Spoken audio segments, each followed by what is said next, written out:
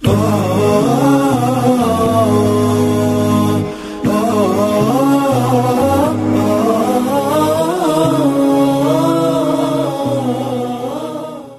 بالله من الشيطان الرجيم.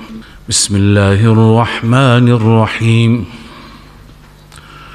ومكروا ومكر الله والله خير الماكرين. إذ قال الله يا عيسى إني متوفيك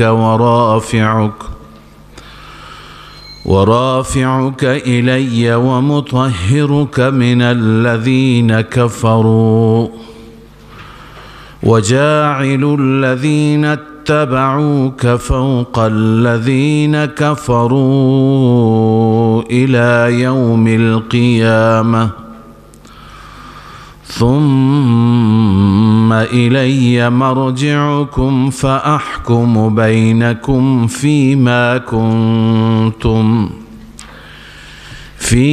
كنتم فيه تختلفون. در جواب مسیحیان نجران که آنها می گفتند عیسی علیه السلام به شکل خارق العاده و فوق العاده پیدا شده، متولد شده بدون پدر، لذا دلیلش اینه که پدر عیسی علیه السلام علیه بالله خداوند هست. در جواب اونها در آیات گذشته حکایت پیدایش عیسی و اینکه عیسی علیه السلام خلق شده و پیدا شده، این از اون کارهایی هست و از اون دستوراتی هست که الله عزوجل برای اظهار قدرت خودش صادر فرموده. در آینده هم در این رابطه میخوانیم. اما در ادامه حکایت بعد از اینکه عیسی علیه السلام به دنیا آمدند، در گهواره و طفولیت سخن گفتند و همچنین دین خدا را تبلیغ کردند تا اینکه به اینجا رسیدیم که عیسی علیه السلام توحید را علنی کردند. ان الله ربی و ربکم فاعبدوه هذا صراط مستقیم. احساس خطر کردند. وقتی که احساس خطر کردند، دشمنان تاب نیاوردند، یهود تاب نیاوردند، برای عیسی علیه السلام از به مردن ایشون نقشه کشیدند. عیسی علیه السلام از حواریین که گروهی از خاصان او بود، از اونها کمک خواست برای ترویج دین، برای تبلیغ دین. آنها هم آمادگی نشان دادند. اینجا میخوانیم که آنها با عیسی مکر کردند، توطئه کردند، نقشه کشیدند. از اینجا اونها نقشه کشیدند و الله عزوجل نقشه اونها را خنثی کرد، توطئه اونها را نابود کرد. حالا نقشه اونها چی بود؟ توطئه اونها چی بود؟ این بود که برای قتل عیسی علیه السلام و کشتن عیسی اونها از پادشاه وقت مجوز گرفتند و خواستند که عیسی علیه السلام را از بین ببرند. و مکروا و مکر الله به همین معنا هست. میگویند که گروهی از یهود بودند که در رابطه با سیدنا عیسی علیه السلام فوق العاده تعصب داشتند و عناد داشتند و سعی کردند که حکم جلب عیسی را، حکم نابودی عیسی را از پادشاه اون زمان بگیرند تا اینکه موفق شدند. بعد از اینکه این حکم را گرفتند به سراغ عیسی آمدند و اینها با سرعت آمدند تا اجرایی بکنند، کار خودشون را انجام بدهند. یک نفر از اونها از همه شدیدتر بود، از همه خطرناکتر بود. حالا بعضی ها اسمش را تیتانوس گفتند، بعضی ها اسمای دیگه، این اسم مهم نیست.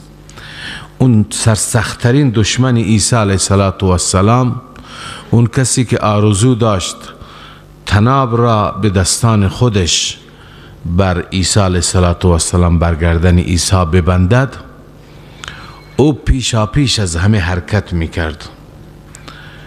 الله عزوجل از این جایی که مکر اونها را کاملا تحت نظر داشت، وقتی که اونها وارد خانه شدند، وارد محل عیسی علیه السلام شدند، دستور دادن به جبرائیل امین. جبرائیل امین عیسی علیه السلام را رفع کردند، به سوی آسمان ها بردند و اولین کسی که وارد شد، همون کسی که دنبال عیسی علیه السلام بود، شکل او را، ظاهر او را به شکل عیسی قرار داد.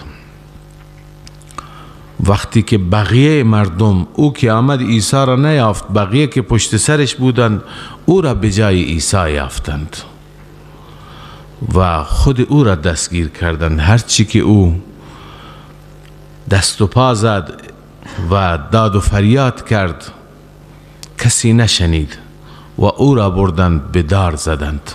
حالا این یک حقیقتی است که قرآن داره این را میگه که عیسی علیه السلام را نتوانستند بکشند. و ما قتلوه و ما صلبوه ولكن شبه لهم. نه او را کشتند، نه او را به دار زدند، اما امر بر اونها مشتبه شد. بل رفعه الله الیه. خداوند عیسی را به سوی خودش رفع کرد، به سوی خودش به آسمان ها برد. اما بعد از جریان عیسی اولین وحی که آمده بر آن حضرت صلی الله علیه وسلم آمده. هیچ کسی از حقیقت امر خبر نداشت. مسئله هم برای یهودی ها هم برای مسیحیان مشتبه ماند. عیسی علیه السلام قبلا بشارت داده بود که من خدا به آسمان ها میبره، لذا مسیحیان بر این اعتقاد بودند که عیسی دستگیر شده و به دار زده شده. این صلیب همون دار هست که الان نمادی شده برای آنها، برای عبادت اونها معتقدند مسیحیان که عیسی به دار زده شده، بعداً خداوند او را به آسمان برده، یعنی روحش رفته. و یهودی ها معتقد بودند که ما عیسی را کشتیم، اما اونها هم دچار تردد بودند به دلیل اینکه اون مرد را بعد از اینکه کشتند،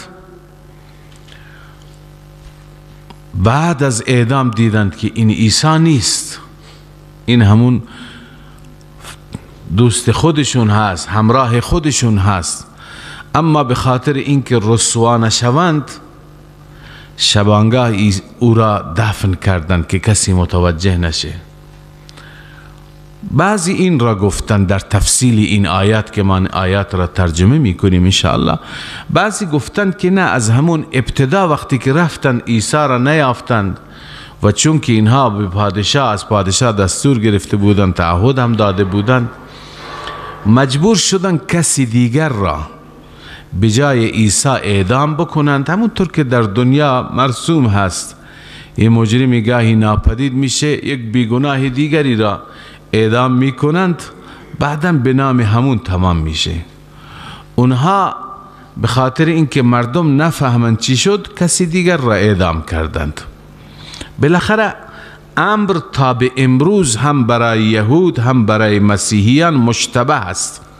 برای ما مسلمانان متیقن هست، یقینی، ما میدونیم، چون قرآن بر آن حضرت صلی الله علیه وسلم نازل شد، الله عالم الغیب خبر دادند ما میدونیم حقیقت چیه، اونها هنوز نمیدانند. حال در این آیات الله عزوجل اون حقیقت را بیان میفرماید و مکروا و مکر الله. آنها برای اعدام عیسی توطئه کردند، مکر کردند. و مکر الله، الله عزوجل برای حفاظت عیسی هم تدبیر فرمود. والله خیر الماکرین، الله عزوجل بهترین تدبیر کنندگان هست. خب حالا اون تدبیر چی بود؟ اذ قال الله یا عیسی انی متوفیک و رافعک الی. زمانی که الله تعالی فرمود ای عیسی من گیرنده تو هستم، من تو را یعنی جان تو را خواهم گرفت. متوفیک اصلش گیرنده به معنای اخذ الشیء وافیا به صورت کامل، معنی اینه که تو را روحت را با جسد به سوی خودم میبرم و میگیرم.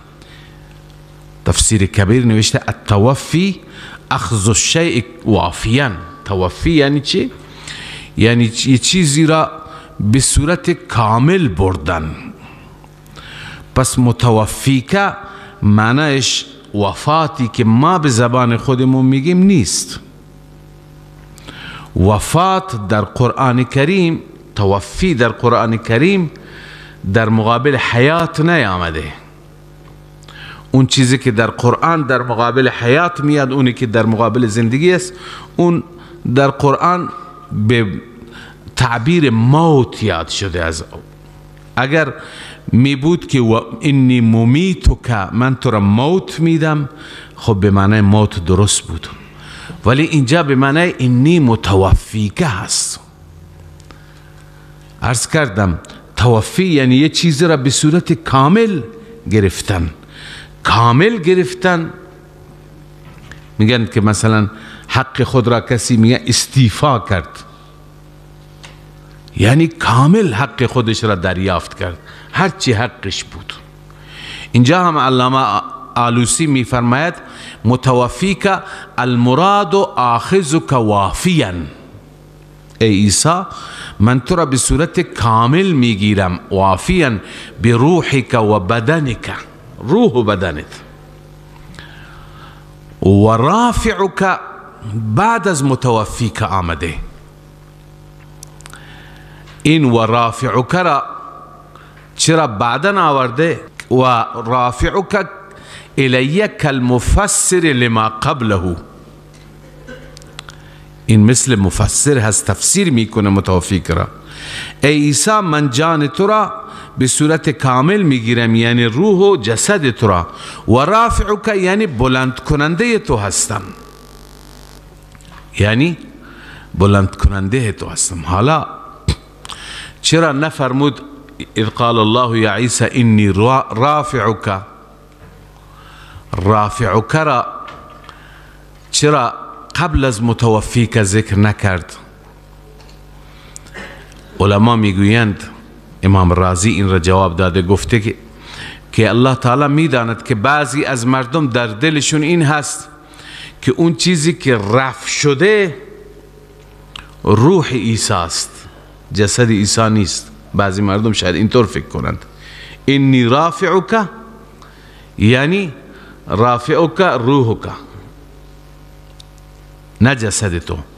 لذا این را بعد از متوفی که ذکر کرد تا دلالت بکند که کامل عیسی را رفع کرده بعد از متوفی که، چون در ماده توفی کمال هست، روح و جسد است.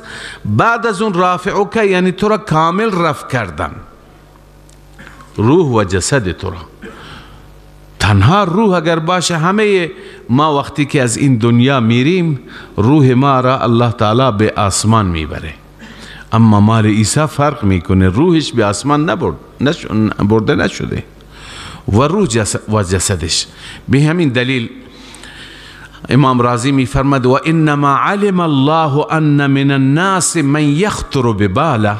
الله میداند که بعضی از مردم هستند که در تصور و در دلشون این تصور هست که ان الذي رفعه الله هو روحه لا جسده، اونی که خدا بلند کرده و به آسمان ها برده روح عیسی جسدش نیست، جسدش دفن شده. بعضی اینطور فکر میکنند. ذکر هذا الكلام، به این خاطر الله این کلام را ذکر کرد لیدل علی انه علیه السلام رفع بتمامه الى السماء، تا دلالت کنه که عیسی علیه السلام به صورت کامل به آسمان برده شده، بروحه و بجسده، روح و جسد.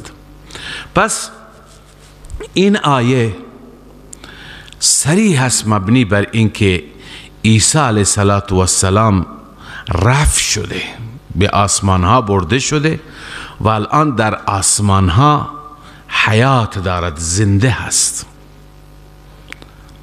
در رابطه با اینکه عیسی علیه السلام قرب قیامت نزول می کند، مجدد به زمین برمی گردد و با دشمنان دین مبارزه می کند، روایات در حد تواتر داریم. روایات در حد تواتر هست، احادیث متواتر هست، احادیث مفرد و واحد نیستند. لذا با توجه به اون روایات که روایت بخاری هست، روایت مسلم هست، رسول اکرم صلی الله علیه وسلم می فرماید والذی نفسی بیدی، قسم به اون ذاتی که من جانم در قبضه قدرت او هست، لیوشکن ان ینزل فیکم ابن مریم، اون زمان نزدیک است که ابن مریم در میان شما نزول می کند، حکما عدلا، به عنوان یک حاکم عادل، نه به عنوان نبی، به عنوان امتی رسول الله صلی الله علیه وسلم. به همین خاطر ابتدا می آید اقتدا می کند به امامی که مسلمانان دارند. فیکسر الصلیب و یقتل الخنزیر و یضع الجزیه، صلیب را که نماد مسیحیت است میشکند، خنزیر را که میخورند میکشد، یعنی توهینش میکنه، و جزیه را از بین میبرد. اون زمان یا اسلام یا بالاخره با اونها جهاد.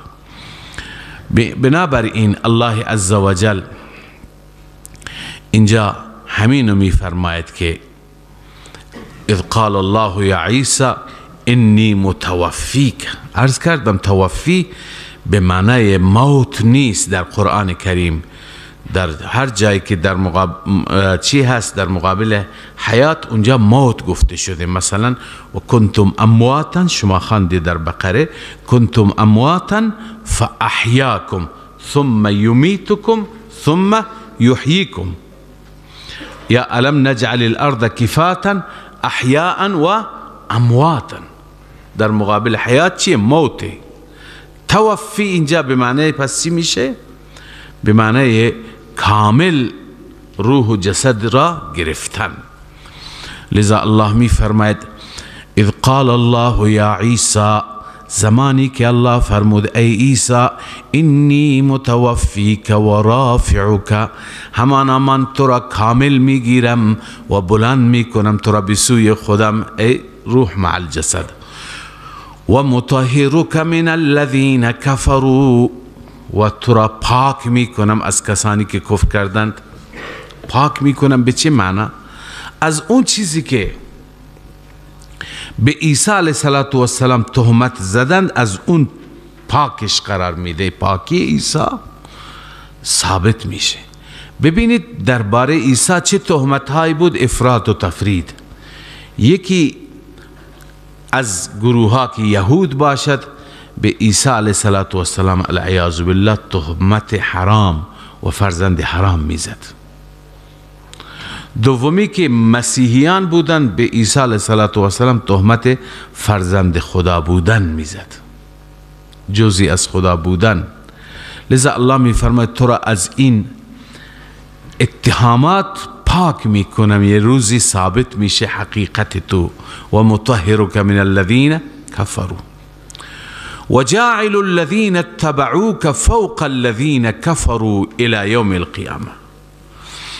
و قرار میدهم کسانی که تو را تابعداری کردند، تو را پیروی کردند، بالاتر بر کسانی که کفر کردند تا روز قیامت.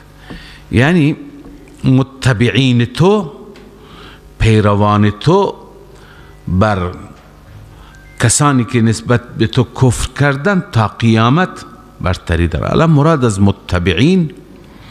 متبعین واقعی عیسی یعنی مسلمانان را الله عزوجل بر یهود برتری میده. مسلمانان در زمان رسول الله صلی الله علیه وسلم، شما زمان ما را فقط نبینید، در زمان ما هم مسلمانان نسبت به یهود برترند.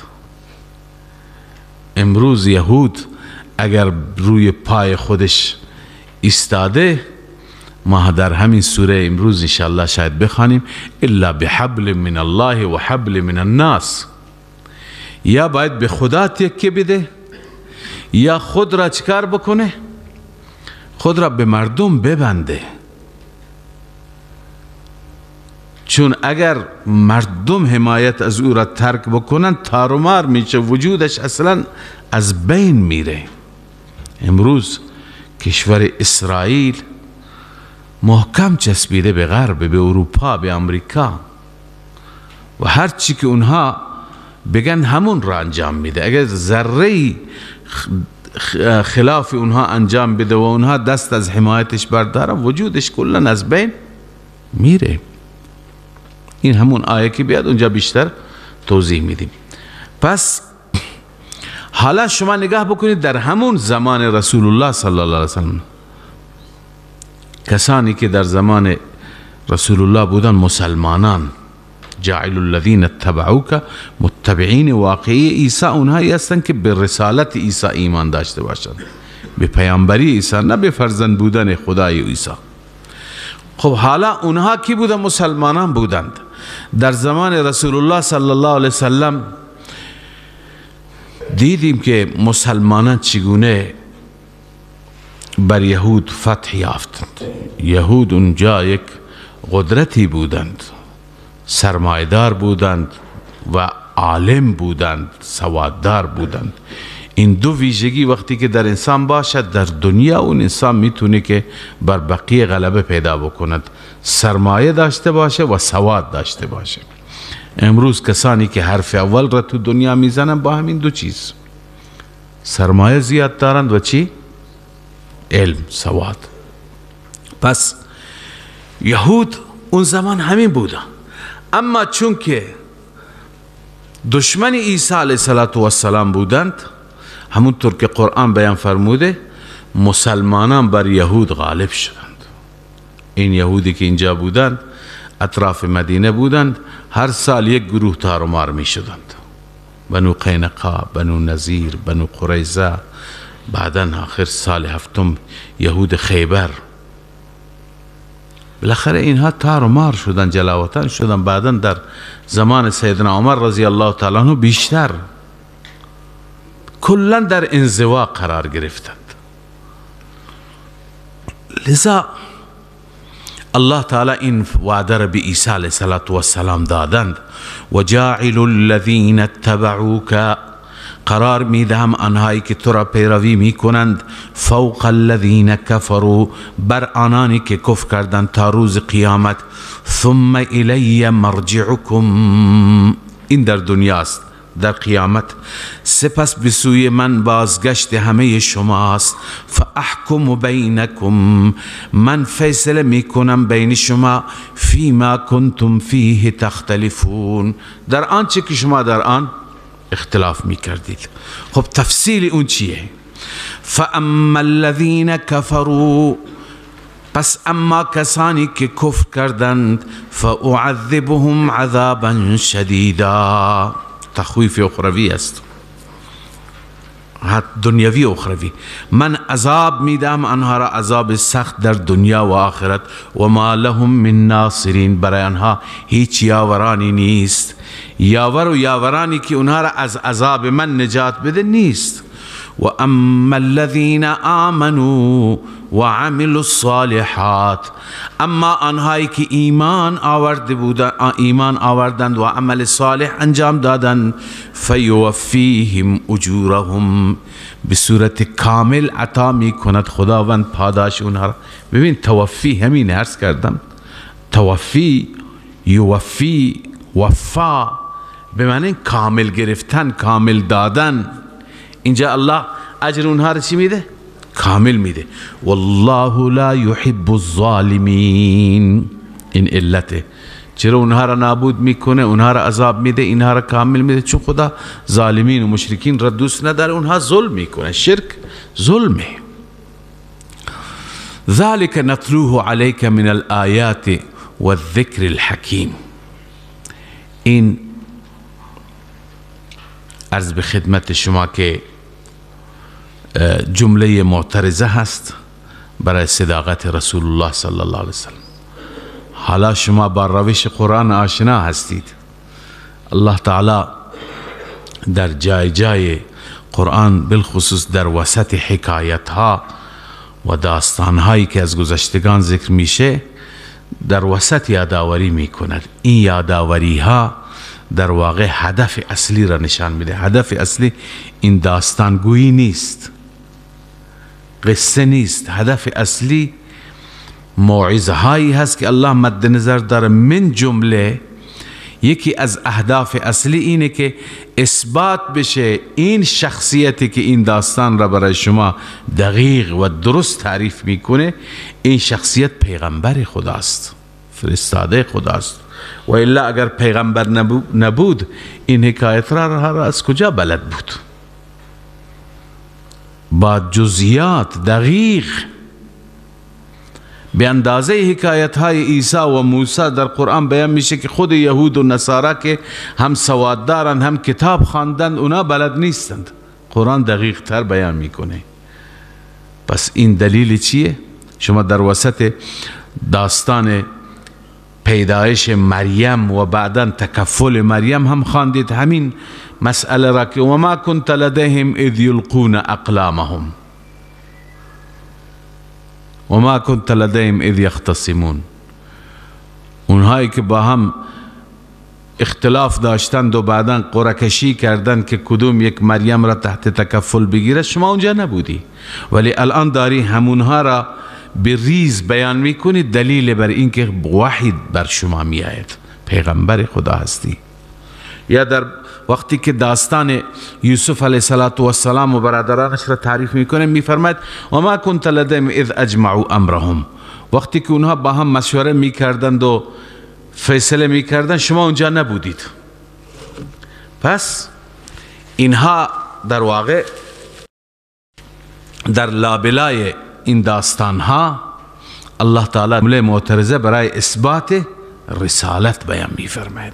الله میفرماید ذالک نتلوه، ذالک یعنی المذکور من نبأ عیسی، آنچه که از اخبار عیسی ذکر شد، این اون چیزی است که نتلوه علیک، ما بر تو تلاوت میکنیم. ای الحجج الداله علی صدق نبوتک، این از اون دلایلی هست که دلالت میکنه بر صدق نبوتش. ما تلاوت میکنیم بر تو من الآیات، از آیات الهی و ذکر الحکیم، و این پند حکیمانه یعنی قرآن. این دلیل حقانیت این پند حکیم است، دلیل این قرآن هست که خدا بر تو میخواند، تو از طرف خودت نمیتونی. حال الله عزوجل جواب اصلی اون شبهه را بیان میفرماید. اونها میگفتند همه مردم متولد میشن از چی؟ از پدر و مادر، اما عیسی بدون پدر معلوم میشه که پدرش خدا است، معلوم میشه ابن الله است علیاذ بالله. خداوند میفرماید پیدایش عیسی مثل آدمه. عیسی بدون پدر متولد شد، آدم بدون پدر و مادر. چرا به آدم نمیگوید ابن الله؟ توجه شدید؟ پس الله تعالی نمونه های دیگری هم در این خلایق داره که بدون پدر متولد شد، بدون مادر متولد شد، بدون پدر و مادر متولد شد. حضرت حوا هم چنین بدون پدر و مادر متولد شد. لذا الله می فرماید ان مثل عیسی عند الله کمثل آدم. همانا مثال عیسی یعنی پیدایش عیسی نزد خداوند مثل آدم هست. خلقه من تراب، الله او را آفرید، از خاک آفرید. ثم قال له کن فیکون، سپس به او فرمود که کن، به وجود بیا. پس به وجود آمد، پس شد. الحق من ربک، یا به او میگوید به وجود بیا، به وجود میاد هر وقت خدا بخواد. الحق من ربک، این حق از جانب رب تو هست، یعنی واقعیت هست از جانب رب، تو نباش از شک کنندگان. فلا تکن من الممترین. شک کنندگان کیا هستن؟ یهود و نصارا، اونهایی که شک کردند و افراط و تفرید کردند. یهود شک کرد، او را نطفه حرام گفت. نصارا شک کرد، او را فرزند خدا گفت. شما از اونها نباشید، افراط و تفرید نکنید. فرزند مریم هست، روح الله هست. الله تعالی در او روح دمید و او را پیدا کرد. فمن حاجک فیه من بعد ما جاءک من العلم. ببینید شبهاتی که مطرح کردند، گرچه بعضی از اون شبهات درباره رسالت هنوز می آید، اما عمده شبهات اونها پاسخ داده شد. شبهات اصلی مسیحیان نجران جواب داده شد. با وجودی که شبهاتشون جواب داده شد، هنوز اونها بر ضد بودند، نه بر عناد بودند. هنوز قیل و قال داشتند، چون و چرا داشتند، سوال و جواب داشتند. کسی که نخواهد قانع بشه دیگه نمیشه. کسی که میفهمد و خودش را به نفهمی میزند، او هیچ وقت نمیفهمد. برای او درمان دیگری وجود دارد، دیگه استدلال او را قانع نمی کند، ارائه دلیل او را قانع نمی کند. بنابراین الله عزوجل می فرماید که بعد از اینکه علم قطعی آمد پیش شما و شما برای مردم بازگو کردی و بیان کردی، باز هم هنوز جر و بحث جدل، حالا پس به اونها بگو بیایید که میریم با هم مباهله میکنیم. مباهله میکنیم و لعنت خدا را، هلاکت را دعا میکنیم برای کسانی که بر باطل باشند. آن حضرت صلی الله علیه وسلم اونها را دعوت داد. دعوت به مباهله، اولا مباهله اینه که وقتی که دو طرف از نظر استدلال به کاملا استدلالات را بیاورن و طرف قانع نشه، اون را دعوت میدن برای مباهله. مباهله این است که هر دو گروه تمام افراد و آحاد خودشون را با زن و بچه ها بردارند، بروند در یه جایی در بیابانی دعا بکنند، دست به دعا بردارند که خدایا هر یک از ما بر باطل است، او را لعنت کن، او را نابود کن، او را از بین ببر. لذا کسی که واقعا خودش را بر حق میداند خود نمی ترسد، او میداند که من بر حق هستم. بنابراین آن حضرت صلی الله علیه و سلم آماده شدند، فرزندان خودشون را، بیبی فاطمه را، سیدنا علی را، حسن را، حسین را آماده کردند، بقیه صحابه را آمادگی دادند که ما میریم با مسیحیان مباهله میکنیم. به مسیحیان گفته شد، اعلام شد، اونا گفتن ما مشوره میکنیم بعد به شما جواب میدیم. اونا وقتی که رفتن با هم صحبت کردند، همون ابو حارث که خدمت شما عرض کردم رئیسشون بود و عالمشون بود، او گفت که هر کسی که با پیامبران واقعی خدا بره مباهله بکنه از اون طرف زنده بر نمیگرده و ما اگر بریم مباهله بکنیم نسل ما از بین میره، ریشه ما کنده میشه.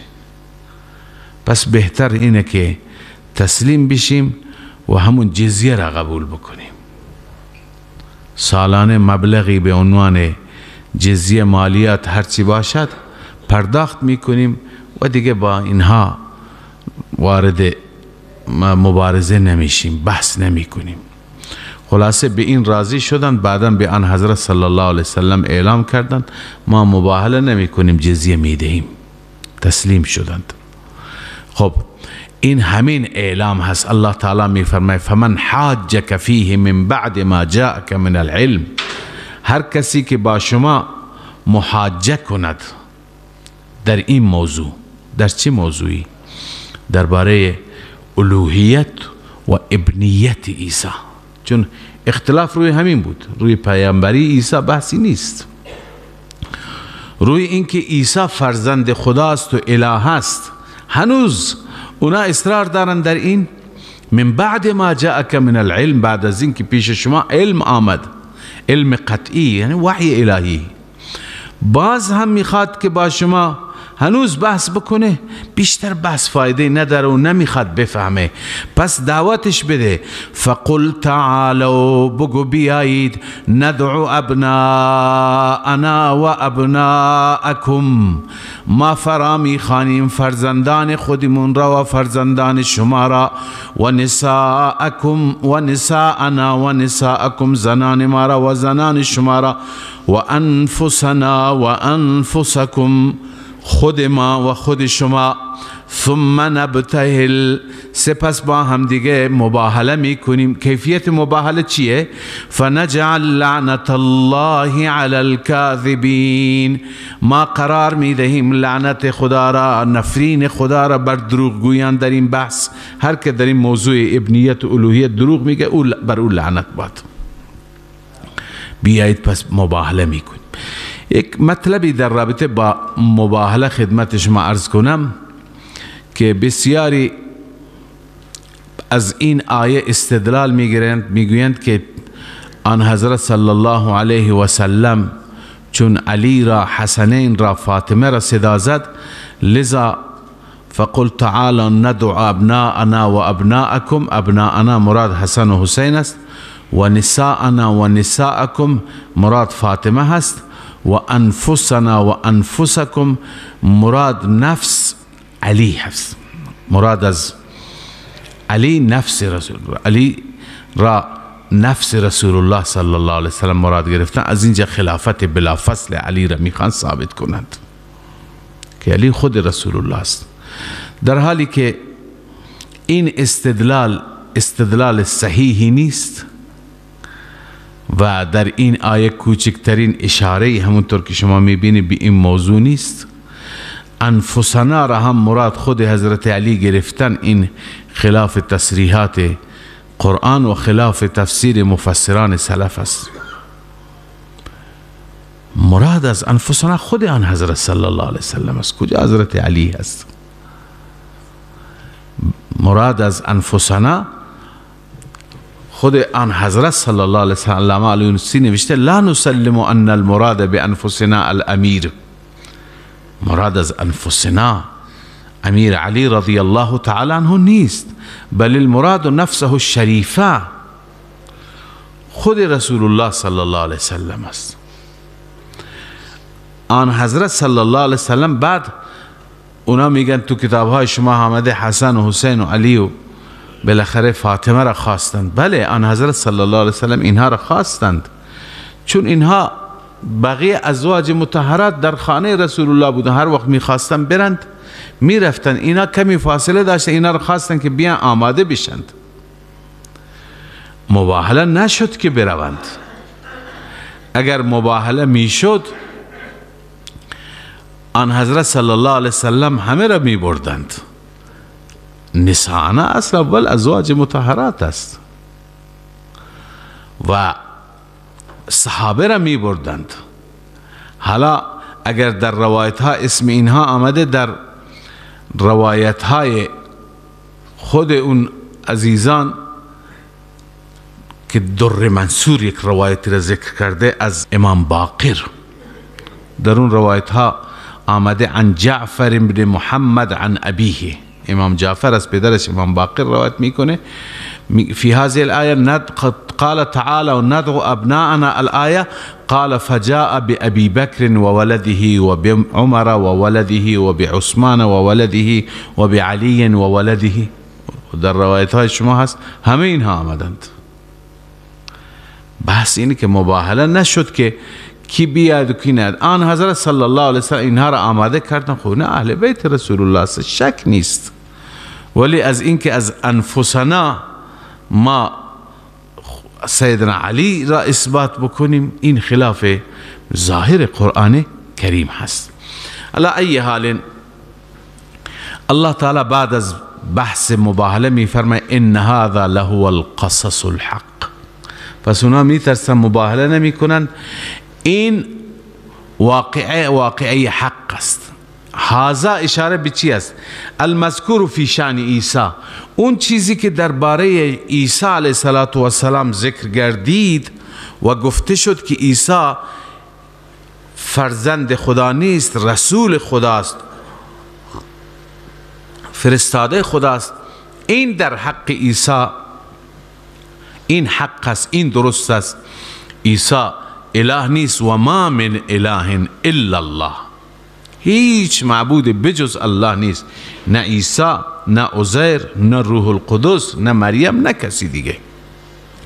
و ان الله لهو العزیز الحکیم، همانا الله عز وجل اون ذاتی هست. ببین صفات الوهیت اینها هستند: غالب، دارای قدرت کامل، الحکیم، حکیم، دارای حکمت کامل. خب با وجود این همه فإن تولوا فإن الله علیم بالمفسدین، اگر اینها اعراض کنن برگردند، خدای تعالی نسبت به این مفسدین خوب علیم هست، آگاه هست، به وقت اونها را به کیفر اعمالشان میرساند. خب بعد از این الله عز وجل میفرماید که حالا که اینها دلیلی ندارند برای الوهیت عیسی، برای ابنیت عیسی، پس اینها را دعوت به سوی توحید بده. اصل توحید است. اینها را فرا بخوان که بغیر از خدا کسی دیگر را عبادت نکنند. الله می فرماید قل یا اهل الكتاب تعالوا الى کلمة سواء، بگو ای اهل کتاب بیایید بسوی کلمه که این کلمه برابر است بیننا و بینکم. یک مطلبی جاماند، او مطلب اینه که شاید برای شما این سوال ایجاد بشه که سیدنا رسول الله صلی الله علیه وسلم چرا فاطمه را خواستند تنها؟ خب دختر دیگه داشتند، زینب بود، رقیه بود، ام کلثوم بود، چرا اونها را نخواستند؟ این را باید خدمت شما عرض بکنم و بدانید که دختران رسول الله صلی الله علیه وسلم همه فوت کرده بودند، هیچی که در این زمان حیات نداشت، فقط فاطمه حیات داشت. مباهله در سال 9 هجری بود و وفات حضرت رقیه در سال 2 هجری بود. زینب و ام کلثوم هر دو در سال 7 هجری وفات کردند، 2 سال قبل از مباهله. پس در این زمان اونها نبودند. قل یا اهل الكتاب تعالوا الى کلمة سواء بیننا و بینکم، بگو ای اهل کتاب بیایید بسوی کلمه‌ای که برابر است بین ما و بین شما، مشترک است در همه ادیان، این مشترک است.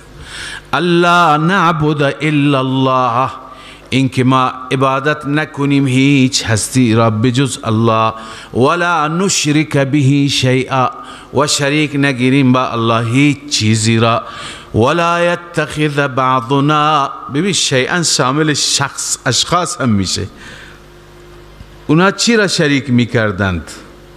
اهل کتاب یا عیسی را شریک می دانستند یا عزیر را، پس شیئا شامل اونها هم میشه، در جواب اونها آمده. ولا يتخذ بعضنا بعضا اربابا من دون الله، و نگیرد بعضی از ما بعضی دیگر را رب بجز الله. ارباب یعنی مالک، مختار، متصرف، کارساز، بجز الله.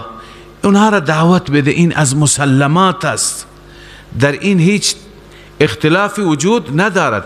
فان تولوا، اما اگر از این سر باز زدند، اعراض کردن از توحید، فان تولوا عن التوحید، از یک خدا را عبادت کردن، فقولوا اشهدوا بأننا مسلمون، پس بیانان بگو شما گواه باشید که ما مثل شما مشرک نیستیم، ما موحدیم. مسلمون جلاله نوشته موحدون. حالا اهل کتاب می گفتند ما چون بر دین ابراهیم علیه السلام هستیم، دین ابراهیم همین بود که ما داریم. یهودی ها می گفتند دین ابراهیم دین یهودیت است، مسیحیان می گفتند دین مسیحیت است.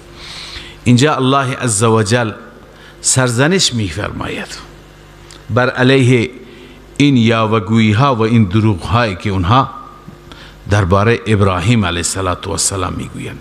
یا اهل الكتاب لم تحاجون فی ابراهیم، ای اهل کتاب چرا شما محاجه میکنید، چرا بحث میکنید درباره ابراهیم؟ و ما انزلت التوراة والانجیل الا من بعده، در حالی که تورات و انجیل نازل نشد مگر بعد از اون. منشأ مذهب شما تورات و انجیل است. تورات و انجیل هزاران سال بعد از ابراهیم نازل شد. افلا تعقلون، آیا شما خرد ندارید؟ عقل ندارید؟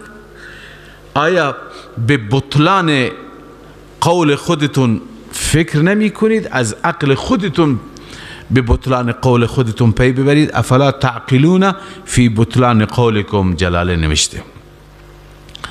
و بعد الله تعالی می فرماید چرا شما درباره چیزی که علمش را ندارید، سوادش را ندارید، اطلاعات کافی ندارید، چرا بحث می کنید؟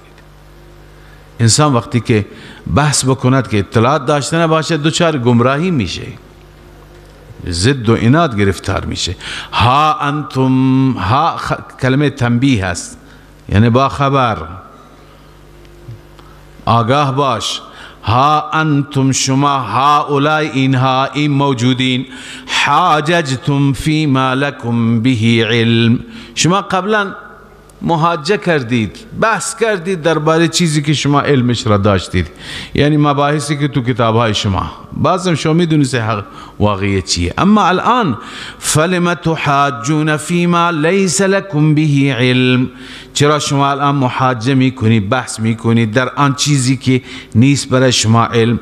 والله یعلم و انتم لا تعلمون، الله میداند و شما نمیدانید. حالا اون چیزی که الله میداند و شما نمیدانید اینه که اعلام میکنه. اون چیه؟ اون اینه که ابراهیم از این دین شما بیزار است.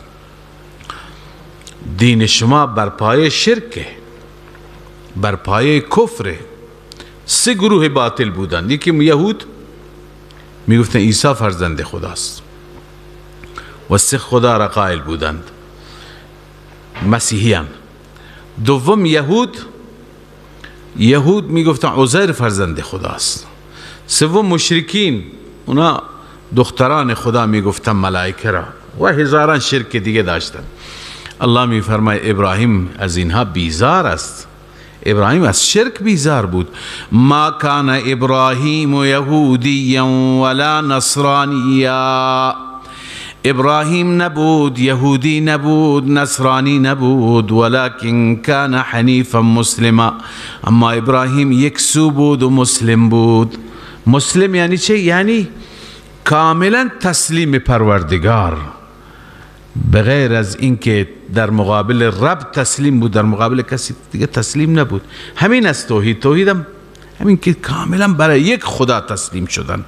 به همین دلیل مسلما جلاله نوشته موحدا و تفسیر حنیفا مسلما اینه و ما کان من المشرکین. حنیف مسلم بود یعنی چه؟ یعنی از مشرکین نبود. ابراهیم با خدا شریک نمی کرد کسی را. پس شما ادعای دروغی نکنید. اگر واقعا میخوای ابراهیمی باشی بیا بر مذهب ابراهیم، بیا بر دین ابراهیم. و حال میخواهیم بدونیم که از میان مردمان موجود کی به ابراهیم نزدیکه، کی بر مذهب ابراهیمه که ما به اون سمت بریم. الله عزوجل معرفی میفرماید رسول الله صلی الله علیه وسلم را و مؤمنین را که اینها به ابراهیم نزدیکترین افراد هستند. ان اول الناس به ابراهیم للذین اتبعوه. همانا نزدیکترین مردم به ابراهیم اونهایی هستند که پیروی میکنن ابراهیم را. و هذا النبی، و این نبی هست، این پیامبر هست. والذین آمنوا، و صحابهش، کسانی که ایمان آوردن.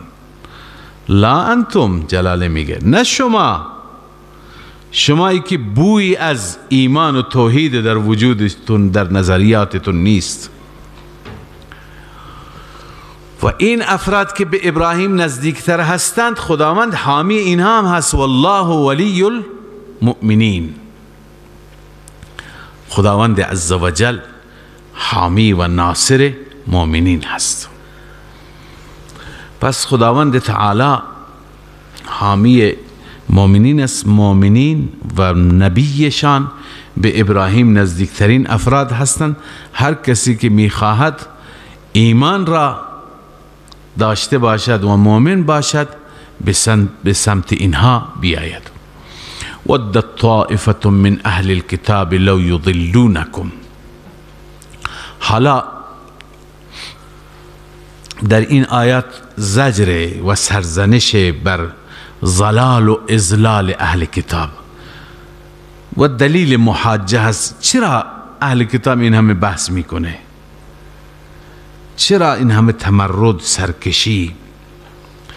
الله عزوجل میفرماید که اینها حقیقت را میدانند، واقعیت را میدونند، اما اینها که بحث میکنن با شما، محاجه میکنن با شما، به دلیل اینکه میخوان شما را گمراه کنند، شما را از راه بیراه بکنند. ولی این احمق ها نمیدونند، غافل از اینکه با این کارهایشون خودشون را به گمراهی بیشتر قرار میدهند. مسلمانان که فریب اونها نمیخورند، مسلمانان هیچ وقت دوچار شک نمیشوند، چون قرآن را دارن. قرآن تمام شکوک را برطرف میکنه.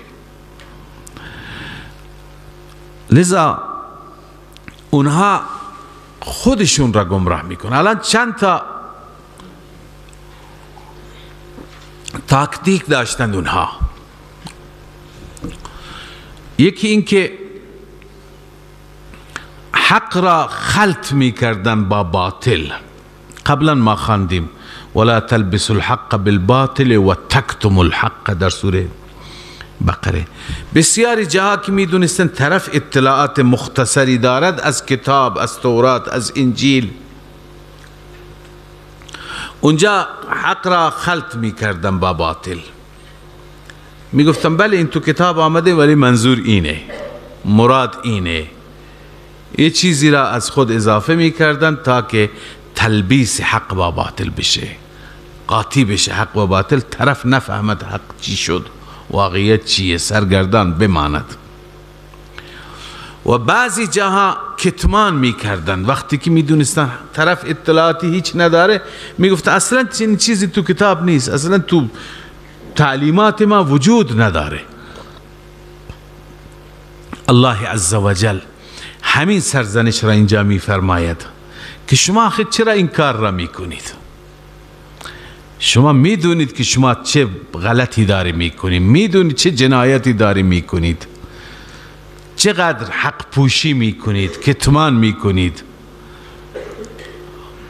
برای جواب خدا، پاسخ دادن به خدا، از خدا نمیترسید؟ لذا الله میفرماید اینا همه تا سر رکوع همین سرزنش است، همین بحث است که الله تعالی بیان می‌فرماید ودت طائفة من اهل الكتاب، دوست دارند یک گروهی از اهل کتاب، لو یضلونکم، این که شما را گمراه کنند. لو مصدریه هست، وقتی که مصدریه باشه یضلونکم را به معنی چی میکنه؟ مصدر میکنه. ای اضلالکم، دوست دارن چیه شما را؟ گمراهی شما را. اما وما یضلون الا انفسهم وما یشعرون، اینها گمراه نمی کنند مگر خودشون را گمراه می کنند. این که گمراهیشون چیه؟ اصرار کردن بر یهودیت و نصرانیت در زمان حضرت محمد صلی الله علیه وسلم، بر یهودیت و نصرانیتی که منسوخ شده، تمام شده. لذا الله می فرماید و ما یشعرون، اما شعور ندارند، درک ندارند، متوجه نیستند. یا اهل الكتاب لم تکفرون بآیات الله وانتم تشهدون، ای اهل کتاب، ای یهود و نصارا، چرا شما کفر میکنید نسبت به آیات الهی؟ آیات الهی آیات تورات و انجیل مراد است. به همون آیات تورات و انجیل، چون در همون آیات تورات و انجیل هست که ان الدین عند الله الاسلام، دین مرضی، دین پسندیده پیش خداوند دین اسلام تسلیم شدن است. و انتم تشهدون، یعنی و انتم شاهدون ذلك، روح المانی گفته شما هم شاهد هستید، تو کتاب خود شما نوشته، چرا شما کفر میکنید؟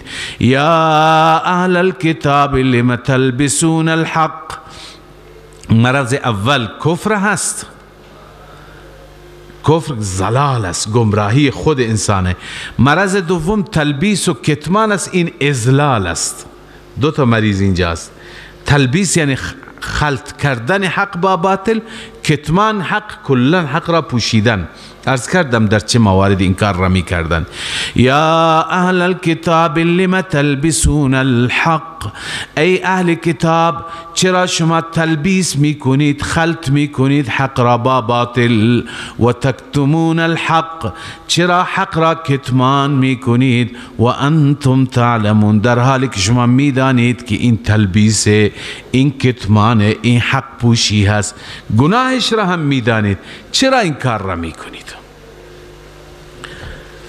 اینها همونطور که در اولین آیه خواندیم از این 3 آیه، هدفشون اضلال بود، خودشون هم گمراه شده بودند، هدف این بود که دیگران را گمراه بکنند.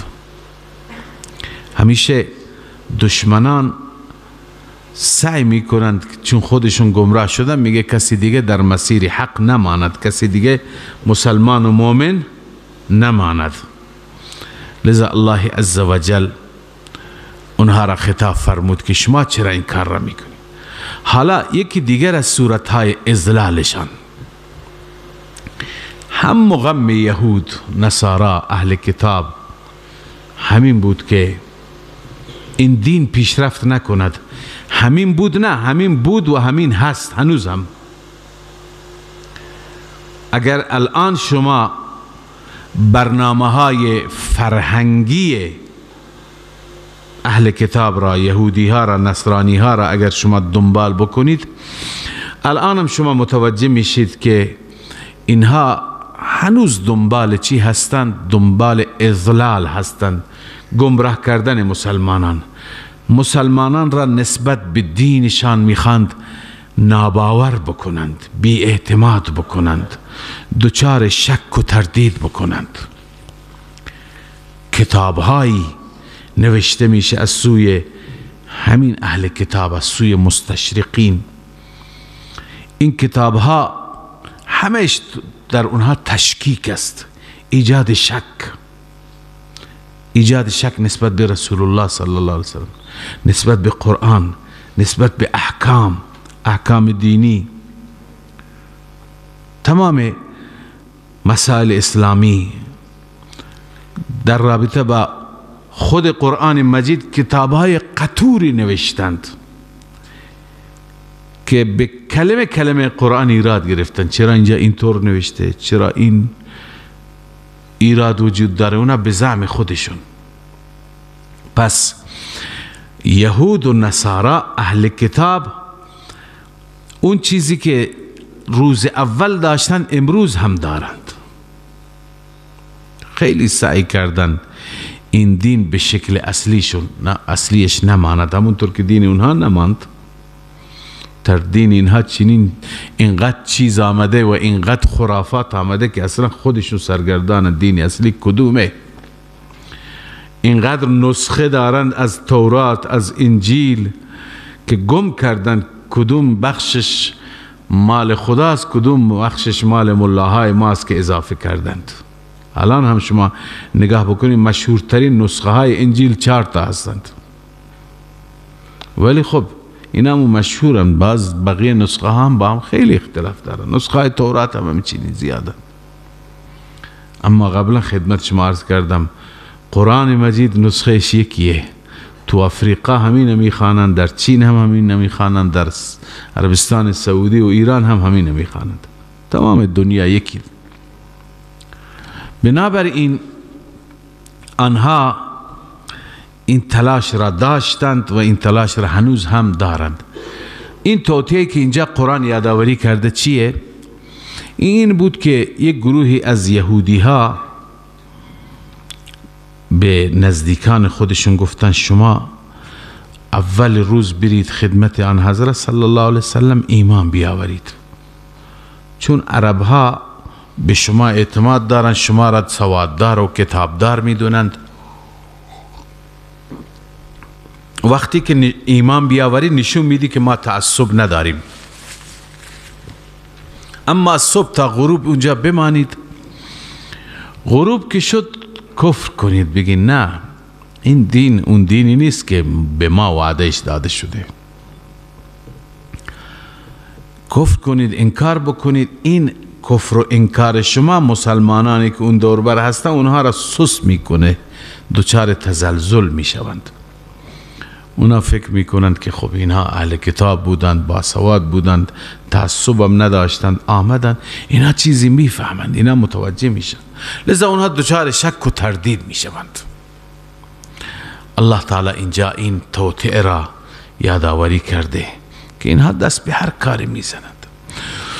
وقالت طائفة من اهل الكتاب، یک طایفه، یک گروه از اهل کتاب گفتم به بقیه اهل کتاب، به بعضی از پیروان خودشان، آمنو بالذی انزل علی الذین آمنو، شما ایمان بیاورید به آن کتابی که نازل شده بر مؤمنین.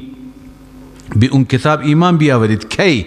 وجه النهار، اول روز، وکفروا آخره، اما آخر روز کفر کنید.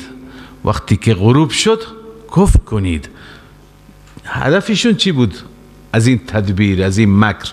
لعلهم یرجعون، شاید آنها برگردند، شاید آنها برگردند. ببینید از یک طرف میگفتن شما برید به ظاهر ایمان بیاورید، تو همون حلقه اونها بمانید، در حلقه تعلیم اونها، بعد از ظهر این کار را بکنید. اما از یک طرف میترسیدن که همینها که میرند به ظاهر ایمان میآورند، همینها خودشون شکار نشوند. به همین خاطر توصیه کردن ولا تؤمنوا الا لمن تبع دینکم، شما ایمان نیاورید مگر اونهایی که دین شما را پیروی کنند، یعنی اونها را قبول داشته باشید، به کسی دیگه نه. یعنی به دین خودتون ایمان بیارید. بعضی وقتا همین طور میشه، گروهی فرستاده میشن، یه وقتی از یک جای به یک جای دیگه فرستاده شده بود در همین زمان خود ما، که برن خبرکشی بکنن، خبرچینی بکنن یا تجسس بکنن اونجا چه خبره. همین هایی که رفته بودند اونجا، بعضی از همین ها متاثر شده بودند و ایمان آورده بودند، برای هدف دیگه فرستاده بودند، خودشون شکار شدند. لذا اونها همین توصیه را کردن ولا تؤمنوا الا لمن تبع دینکم قل ان الهدى هدى الله. اینجا الله می فرماید ای رسول الله به اینها اعلام که هدایت الهی هست، اونی که شما بخواهید بیارید، یکی را از هدایت برگردانید، یکی را گمراه بکنید، شما نمیتونید. اونی که خدا هدایت بده هدایت میده، هدایت فقط از سوی او هست. اونا از دو چیز میترسیدند، یکی این که شما یک وقت گرویده دین اونها نشوید، دوم این که فردا همین را دستاویزی قرار میدهند مسلمانان بر علیه شما. فردا یعنی در قیامت، در قیامت که این اهل کتاب خودشون چی کردند؟ خودشون ایمان آوردند. اگر شما اونطور مسلمان ببانید، اینا فردا این را دستاویزی قرار میدن، حجتی بر علیه بقیه یهود که این اهل کتاب بخششون ایمان آوردند. پس شما ایمانتان را تا آخر نگذاری، برگردید.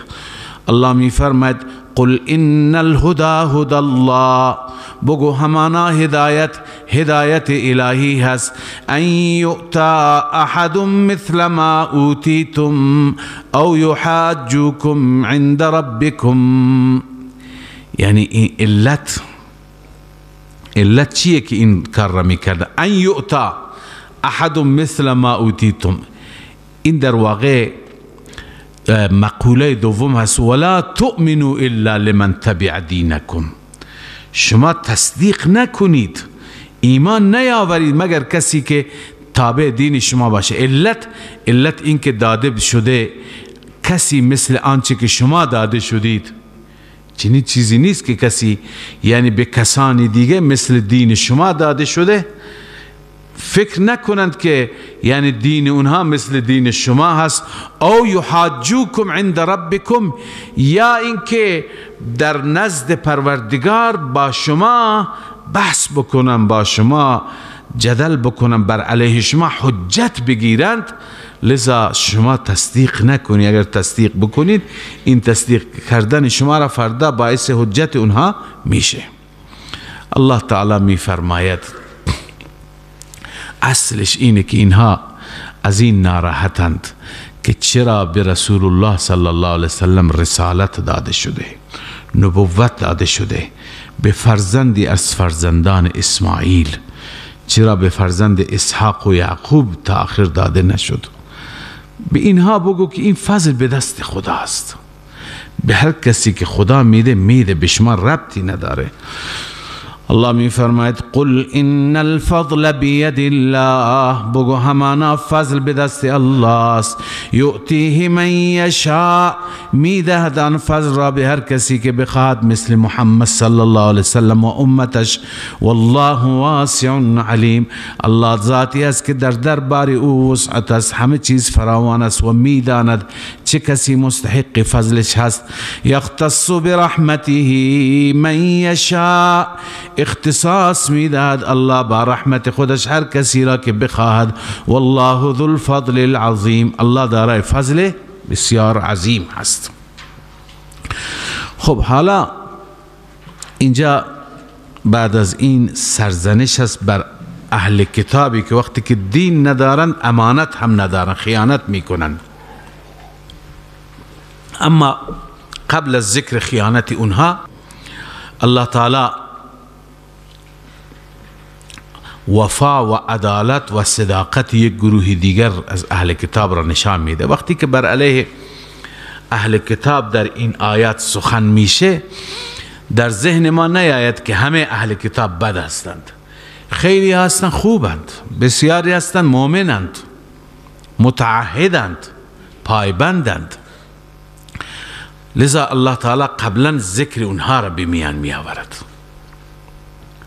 الله شاکر است، یعنی الله تعالی قدردان بندگانش هست. ببینید نسبت به قاطبه یهود، اینایی که ایمان آورده بودن خیلی کم بودند، اما در جای جای قرآن کریم الله تعالی همین تعداد کم را تعریف میکنه که وقتی که اون دسته از اهل کتاب که اهل کتمانند، اهل شرکند، اونها وقتی که مذمت میشوند، اونها تردید میشوند، رد میشوند، اینها به خود نگیرند، اینها را خداوند استثناء میفرماید، از اینها تعریف میکنه. لذا الله تعالی میفرماید و من اهل الكتاب، بعضی از اهل کتاب. اینا کی هستند؟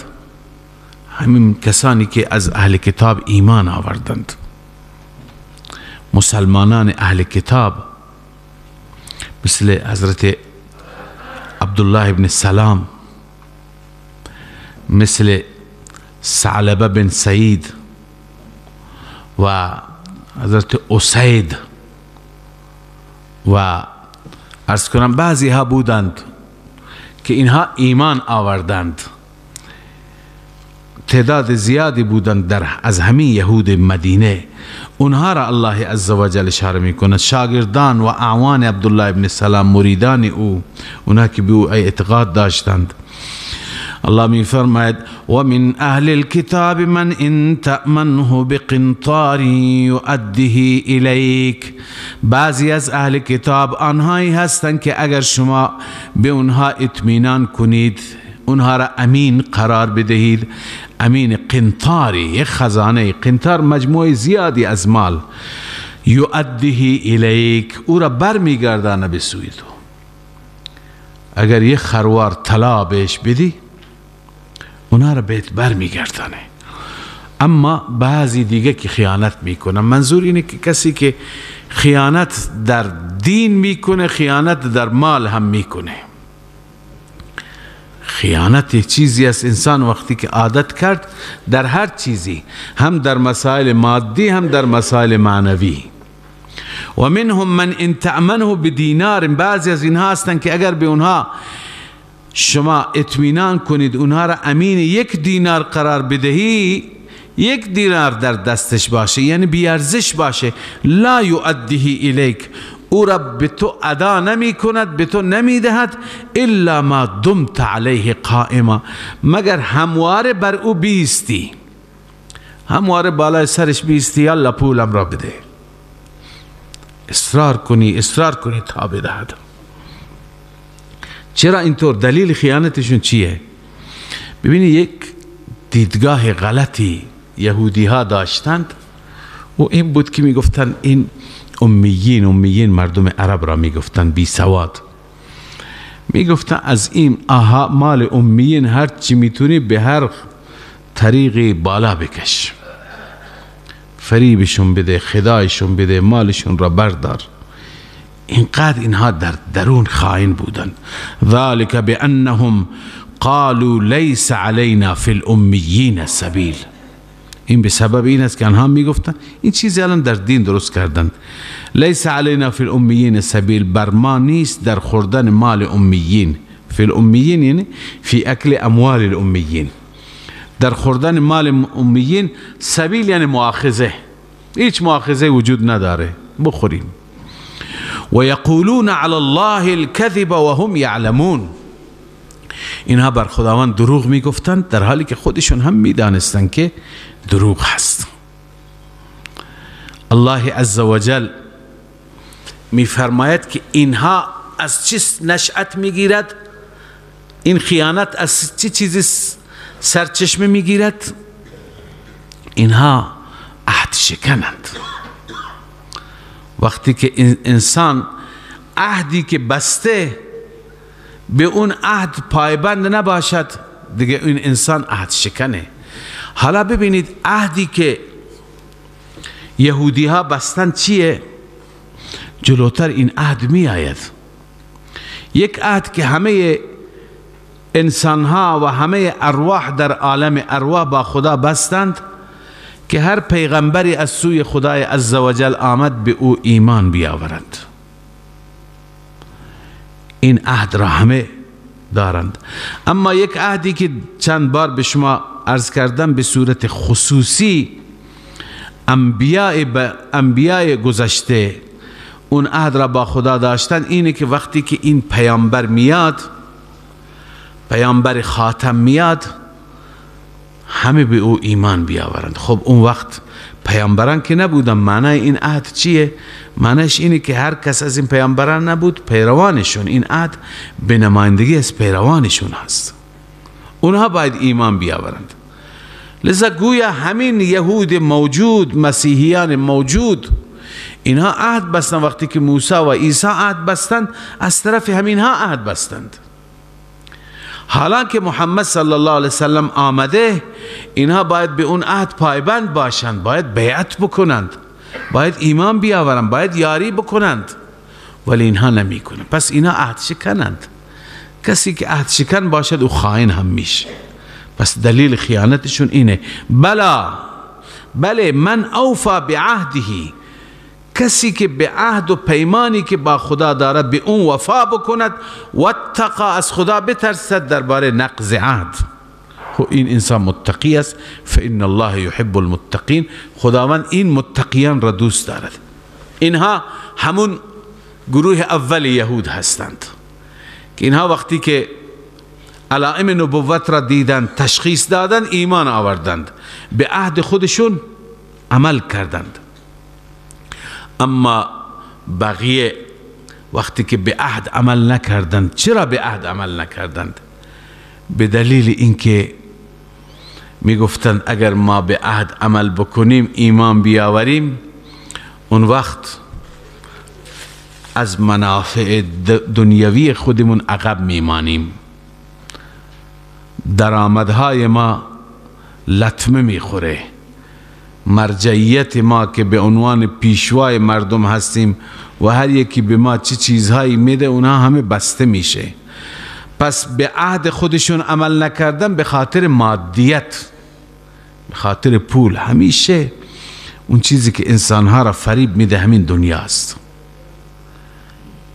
انسان میفهمد الان که چرا خداوند عزوجل در قرآن کریم این همه مذمت دنیا میفرماید و این همه تاکید میکنه که صدقه بدید. صدقه اگر بدیم این دنیا حبش از دل میره، اینقدر محبوب نمیمانه که انسان به خاطر او دین را زیر پا بگذاره، خیانت بکنه. لذا الله عزوجل علت همین را می فرماید: ان الذين يشترون بعهد الله، همانا آنهایی که میگیرند در مقابل عهد الهی، اون عهدی که با خدا بستند، عهد بر توحید، الست بربکم، و ایمانهم، و همچنین سوگند. عهد و ایمان یک چیز است. سوگندی که با خدا بستند، پیمانی که با خدا بستند، در مقابل اون عهد و اون پیمان میگیرند ثمنا قلیلا، پول بسیار اندکی میگیرند، یعنی منافع مادی را ترجیح میدهند. اولئک لا خلاق لهم فی الاخره، این شامل علمای این امت هم میشه وقتی که دین فروشی بکنند، وقتی که به خاطر حاکمان دنیا دین را کتمان بکنند، حقیقت دین را به مردم نگویند، دین را به شکل و شرایطی که اونها میخواهند در بیاورند. اولئک لا خلاق لهم فی الاخره، این افراد هیچ سهمی برای آنها نیست در آخرت. ولا یکلمهم الله، الله با این افراد، با این گروه، ولو اینکه عالمند، ولو اینکه داننده کتابند، حافظ توراتند، حافظ انجیلند، حافظ قرآنند، هر چی باشند، الله با اونها کلام نمی کند، کلام لطف نمی فرماید. ولا ینظر الیهم یوم القیامه، الله بسوی اونها روز قیامت با نظر رحمت نظر نمی فرماید. ولا یزکیهم، الله عزوجل اونها را تزکیه و پاک نمی کند از آلودگی ها، از آلایش ها، از گناهان. ولهم عذاب علیم، و برای اینها عذاب دردناک است. لذا اینها عذاب دردناکی را می بینند. اینها هستند پیمان شکنان، عهد شکنان. و الله عزوجل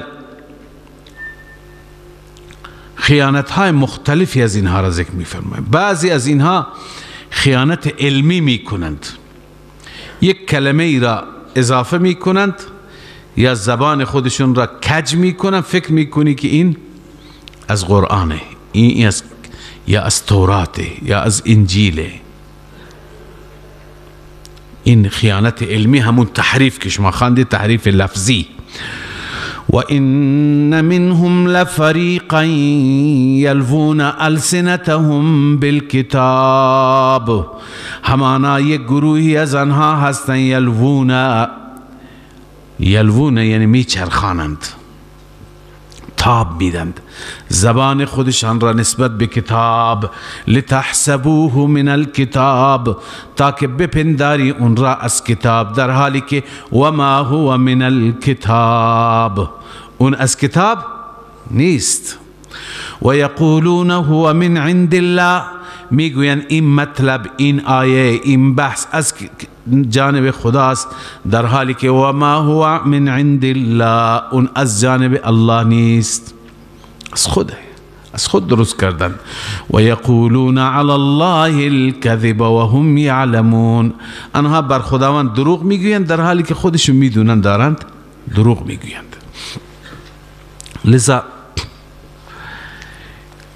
اینها خیانت های علمیشون است. یکی از اون خیانت ها را الله تعالی به صورت نمونه اینجا ذکر می کند. این خیانت چیه؟ علماء مسیحی می گفتند سیدنا عیسی علیه السلام خودش دستور داده، در انجیل هم هست و در روایت های ما هست که ای مردم بیایید مرا عبادت کنید، مادر من عبادت کنید یا روح القدس را عبادت کنید. خود عیسی به ما دستور داده. این الان از همون مواردی که چی؟ که افترا می گفتن، افترا بر عیسی علیه السلام، دروغ بر عیسی علیه السلام. الله تعالی می فرماید که کسانی که اینگونه دروغ میگویند اینقدر فکر بکنند که پیغمبری مثل عیسی باشد که خدای عزوجل این همه کرامت بهش بده، معجزه بهش بده، نبوت بهش بده، کتاب بهش بده، بعدن آیا او میگوید که مردم بیایید مرا عبادت کنی، خدا را عبادت نکنید؟ محال است اینطور بگه. پس این از همون افتراعات هست، این همون از اضلالات هست، از دروغ هایی هست که اونها سرهم کردند.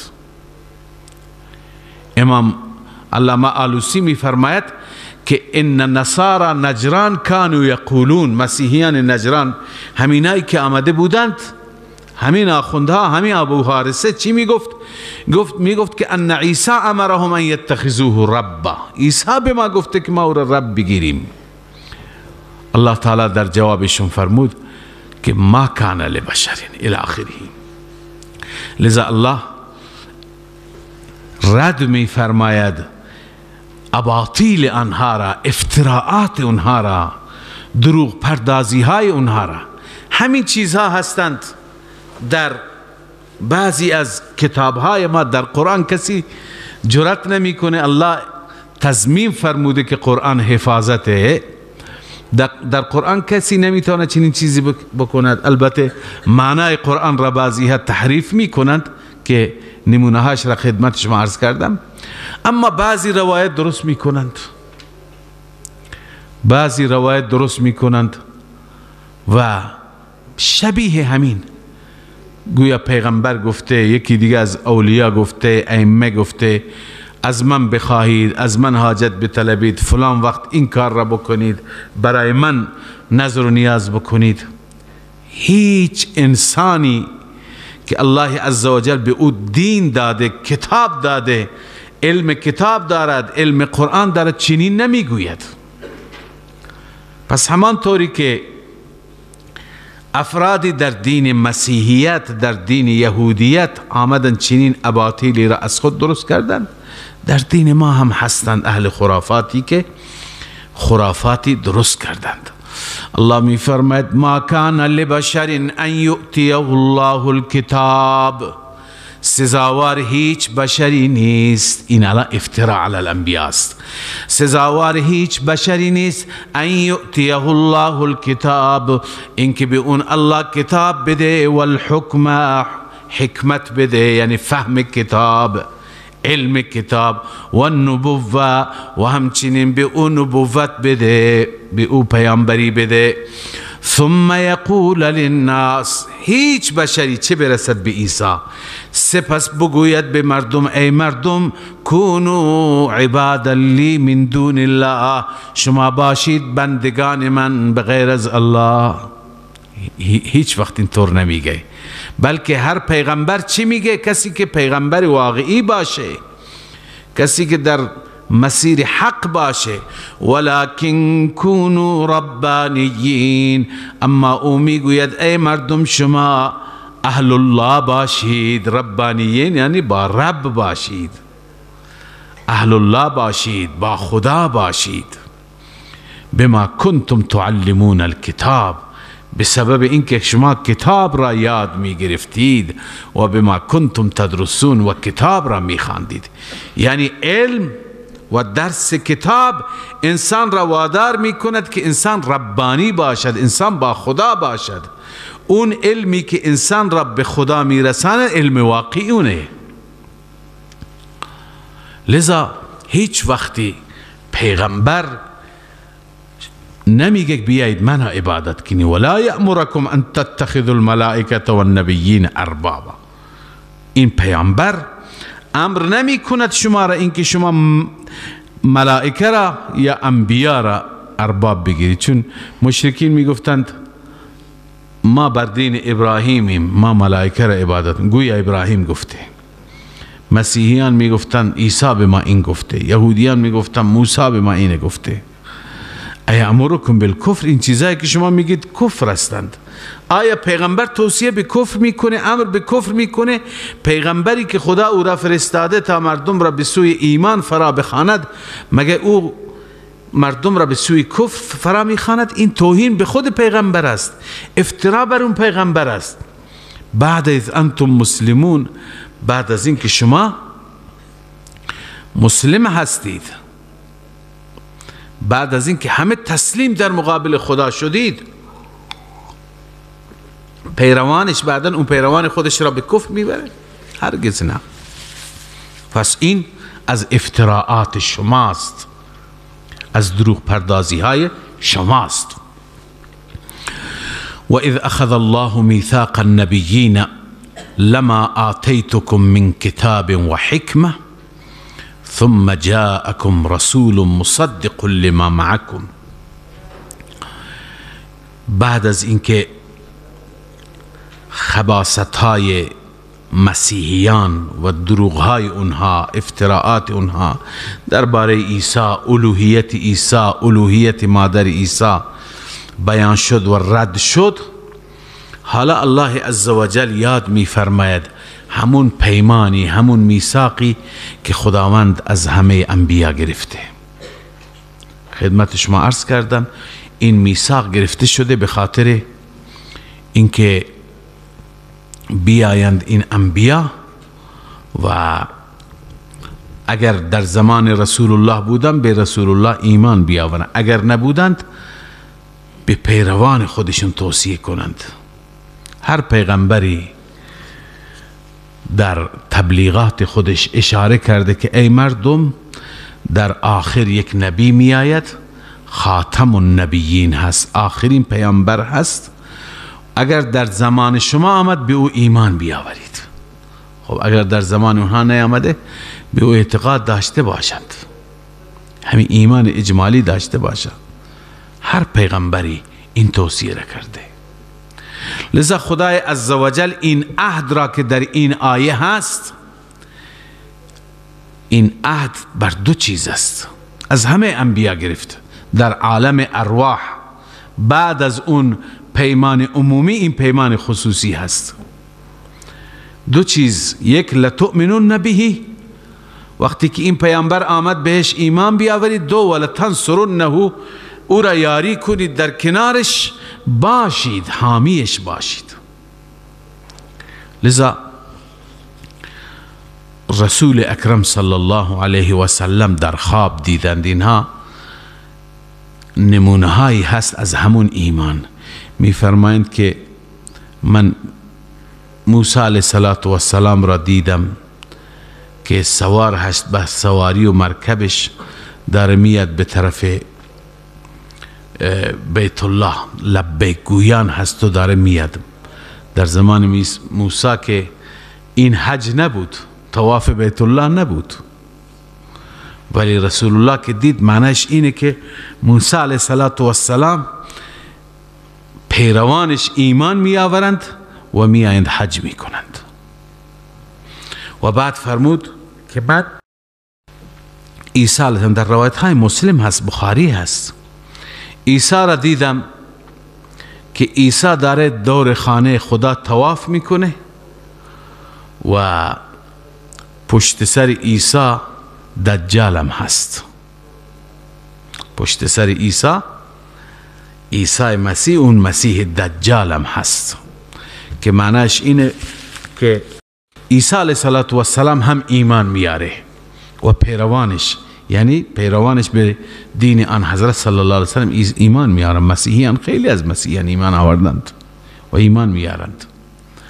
و هم بعضی علما گفتن اشاره به این هست که عیسی و دجال در یک زمان با هم جمع می شوند، هم دیگر را می بینند و مبارزه می کنند. چنانچه در احادیث ما می آید که عیسی علیه السلام دجال را از پای در میاره، از بین میبره. پس این به دنبال همین عهدی هست که اینجا ما میخوانیم.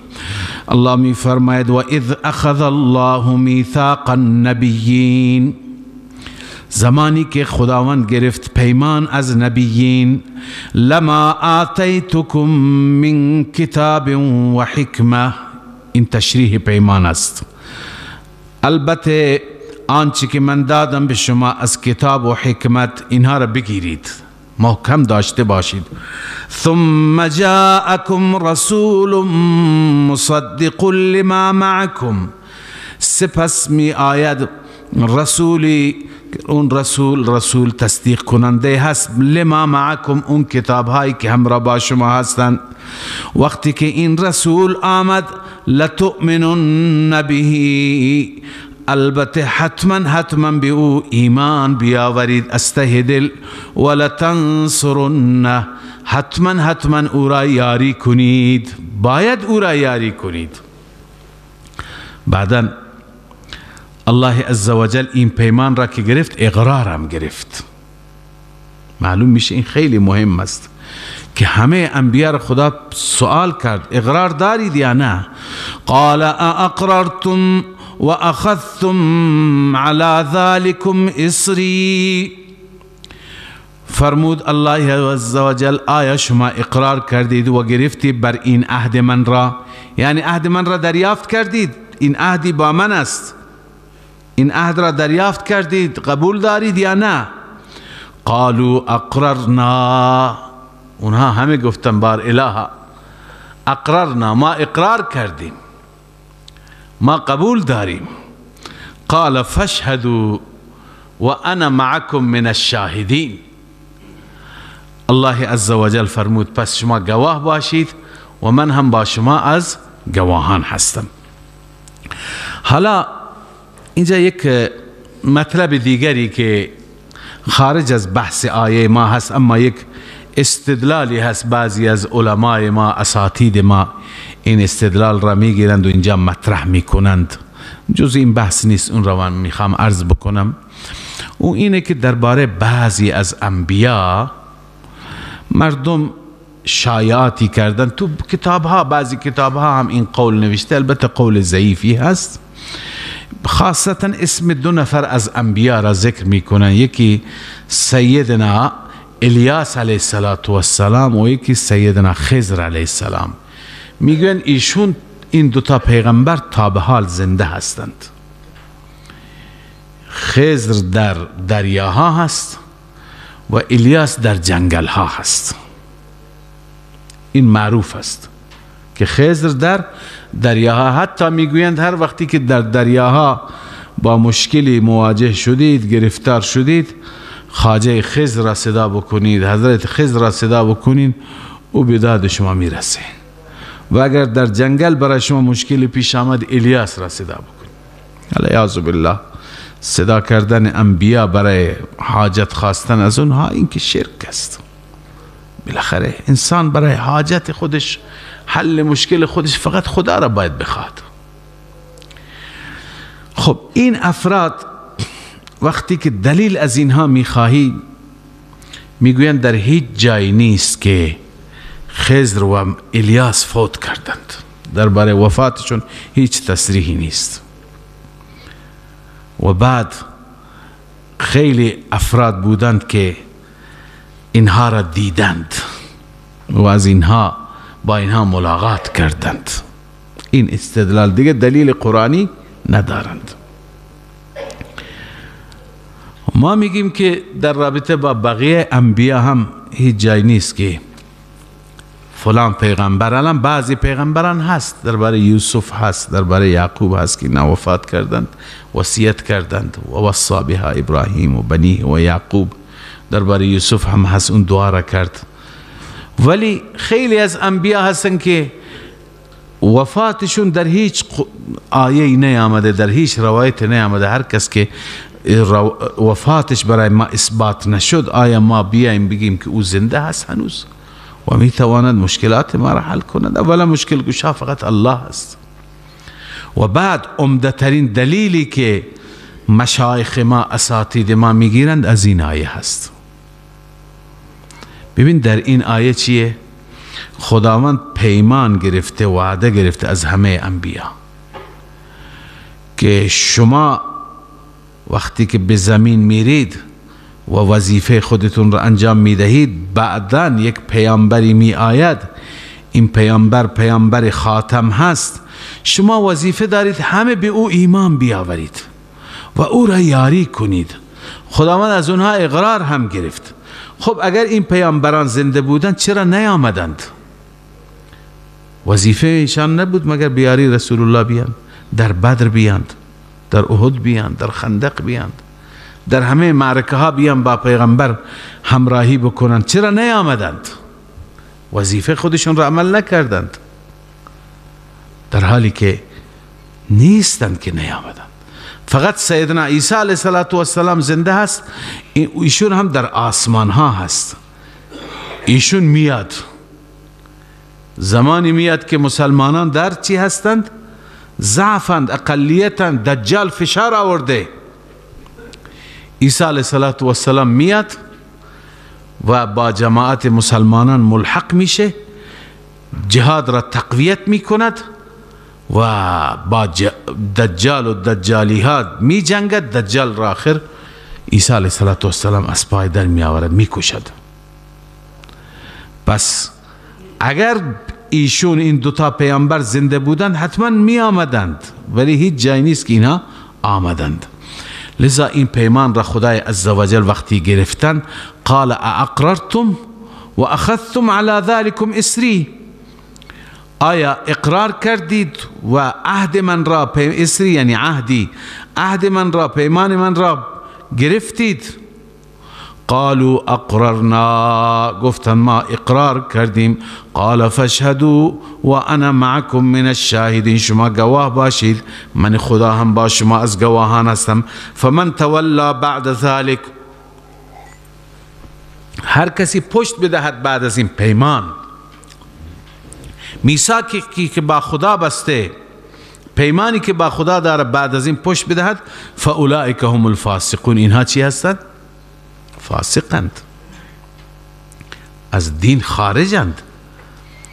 اشاره به اون پیروان انبیا هست که وقتی رسول الله صلی الله علیه و سلم آمدند، با رسول الله طبق اون پیمان عمل نکردن، ایمان نیاوردند.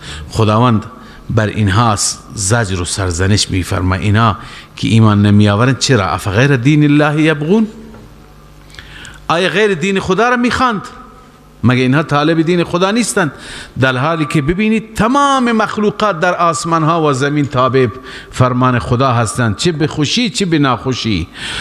وله اسلم من فی السماوات والارض، در حالی که فقط و فقط برای الله تسلیم شده تمام آن مخلوقاتی که در آسمان هستند و در زمینند، طوعا و کرها. طوعا یعنی با خوشی اطاعت میکنن مثل مسلمانان، و کرها و بدون اختیار مثل بقیه خلائق. و الیه یرجعون، فقط و فقط به سوی او برگردانده می شوند. حالا ببینید شما مسلمانان به مسیحیان میگید، به یهودی ها میگید ایمان بیاورند، به محمد صلی الله علیه و سلم ایمان بیاورند، اونا ایمان نمی آورند. شما چی؟ شما به موسی و عیسی ایمان دارید؟ اینجا خدای عزوجل میفرماید شما اقرار کنید. این نوعی چی هست؟ تشویق اون هست.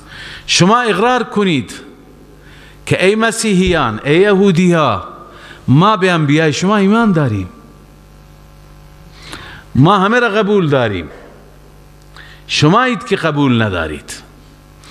قل آمنا بالله، بگو ما ایمان داریم به الله، ایمان داریم و ما انزل علینا، آن کتابی که نازل شده بر ما یعنی به قرآن هم ایمان داریم، و ما انزل علی ابراهیم، و آنچه که نازل شده بر ابراهیم ما به او هم ایمان داریم، و اسماعیل و اسحاق و یعقوب و الاسباط، آنچه که بر این پیامبران نازل شده به همه اینها ایمان داریم، و بالخصوص و ما اوتی موسی و عیسی، آنچه که موسی و عیسی داده شد، یعنی معجزاتی که موسی و عیسی داده شدند، کتابهایی که موسی و عیسی داده شدن، ما همه آنها را قبول داریم.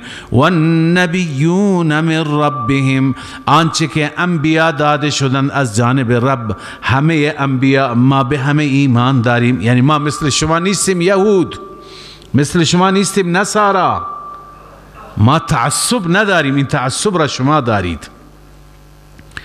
ببینید قرآن مجید چگونه ما را تعلیم داده. امت وسط معنیش همینه، امت معتدل، امتی که در او تعصب نیست.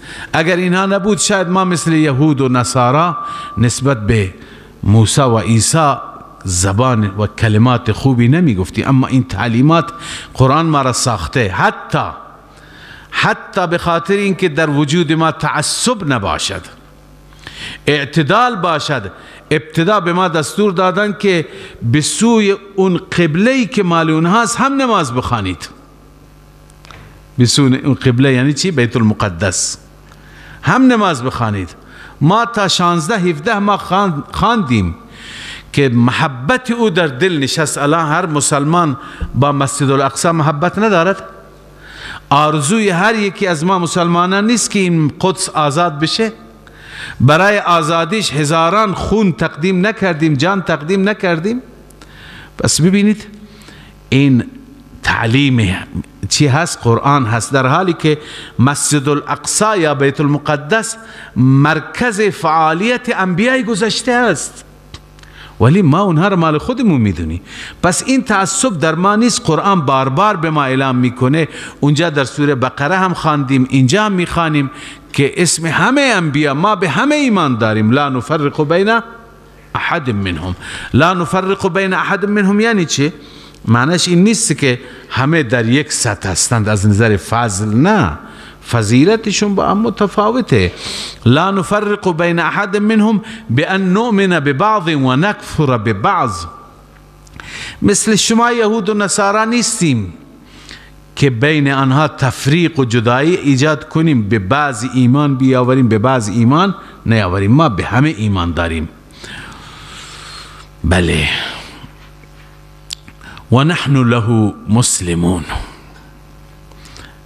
این نکته را قبلا در سوره بقره ذکر کرده بودم، اینجا هم، که ما همه این انبیا را قبول داریم، احترام میذاریم، اما عبادت نمی کنیم. ما برای یک ذات تسلیمیم، این دین توحیدی ماست. خاصان خدا را دوست داشته باش، ادای احترام کن، با اونها محبت کن، اما نه اون محبتی که با خدا داری. اون محبتی که من و تو با خدا داریم، اون محبت ما را وادار میکنه سجدهش بکنیم، رکوعش بکنیم. این را برای غیر خدا انجام نمیدیم. پس ضمن اینکه اینها را دوست داریم و نحن له مسلمون، ما فقط و فقط تسلیم پروردگار هستیم. خب حالا وقتی که ما به این انبیا ایمان داریم، همه را خوب میدانیم، معلوم میشه پیروان اونها بر حق هستند. پیروان موسی در مسیر حق، پیروان عیسی در مسیر حق، پیروان ابراهیم در مسیر حق. همون چیزی که چی بهش میگند؟ وحدت ادیان. یه نظری هست امروز به نام وحدت ادیان، میگه همه ادیان آسمانی حقند، به دین خودشون عمل بکنن، با هم دیگه زندگی مسالمت آمیز داشته باشند، همه ناجیند. اینطور نیست. وحدت ادیان به این معنی ما قبول نداریم. وحدت ادیان به این معنی که همه بر توحید بودند، درسته، اما بعد از اینکه خاتم النبیین آمده، بعد از اینکه دین اسلام به عنوان یک دین تا قیامت فرستاده شده، بعد از این اون ادیان همه منسوخند. اگر بعد از بعثت رسول الله دین دیگه داشته باشند، ناجی نیستند، بل در مسیر باطل هستند، به جهنم می روند. اون دینشون هر چی که دین آسمانی بوده از اونها قبول نمیشه. حالا منسوخ هم شده، فرضاً هیچ منسوخ نشده بود، هیچ دستکاری نشده بود، باز هم باطله، چون منسوخ شده، چون از بین رفته. الله می فرماید و من یبتغی غیر الاسلام دینا، هر کسی که بطلبد غیر الاسلام دینی دیگر را، فلن یقبل منه، هرگز هرگز قبول نمیشه از آن، و هو فی الاخرة من الخاسرین، اون انسان در آخرت از خاسرین و زیانکاران هست. حالا الله تعالی ذکر می فرماید عناد این قوم را. اینا می دونستن که رسول الله پیامبر به حق خدا است، بینات پیش اونها آمد، دلائل آمد، اما اونها می گفتند که ما ایمان نمی آوریم، چون ما دستور داریم پیغمبری که غیر از فرزندان یعقوب باشه ایمان نیاوریم بیو. الله می فرماید اینها که اینقدر عناد دارن، اینا را خدا چطور هدایت میکنه؟ کیف یهدی الله قوما کفروا بعد ایمانهم، چگونه خداوند هدایت می فرماید قومی را که کفروا بعد ایمانهم، بعد از ایمانشان کفر کردند، و شهدوا ان الرسول حق، و گواهی دادند که رسول حق است، گواهی میدهند، اونها میدونند. عرض کردم علائم نبوت، علائم نبی خاتم در کتابهایشون بود، و جاءهم البینات، پیش آنها دلائل و حجج قوی آمد که واقعا این پیغمبر خداست. والله لا یهدی القوم الظالمین، خداوند توفیق هدایت نمیده به چنین قوم ظالم و ستمگری که حقیقت را میدونند و باز هم کتمان میکنند.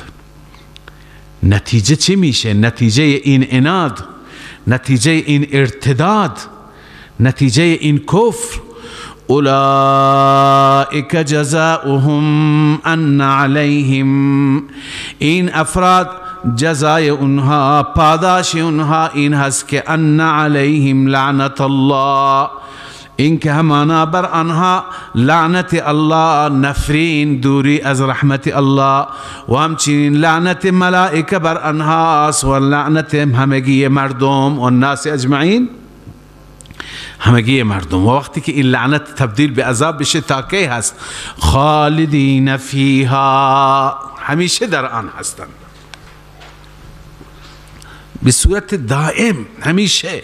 لا یخفف عنهم العذاب، عذاب از اونها کاسته نمیشه، ولا هم ینظرون، و نه اینکه اونها مهلت داده میشوند، خبری نیست.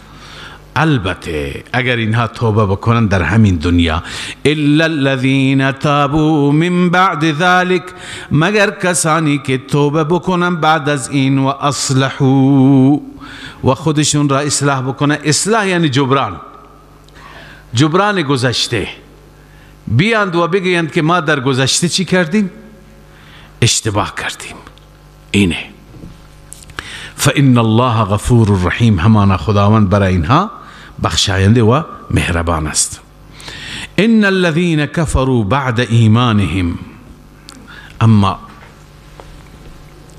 اگر اینها توبه بکنن، توبهشان در اون دنیا باشد، یا اینکه الله عزوجل،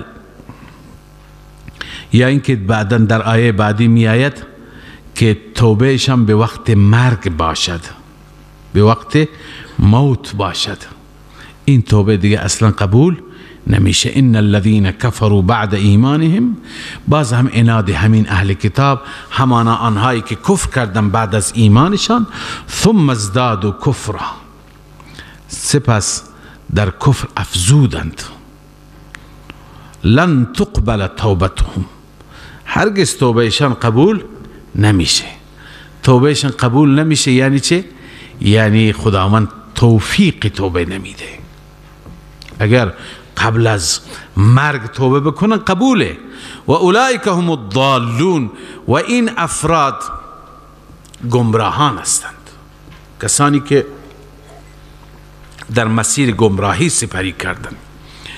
و اینها که توبهشون قبول نمیشه، هر اندازه که اینها رشوه بدند، فدیه بدند، پول بدند، به اندازه همین پری این زمین از طلا بدند، هیچ فایده نداره دیگه. منظور اینه که راهی برای نجاتشان وجود نداره. ان الذين كفروا، همان آنهایی که کفر کردن، و ماتوا و هم کفار، مردن در حالی که کفار مردن.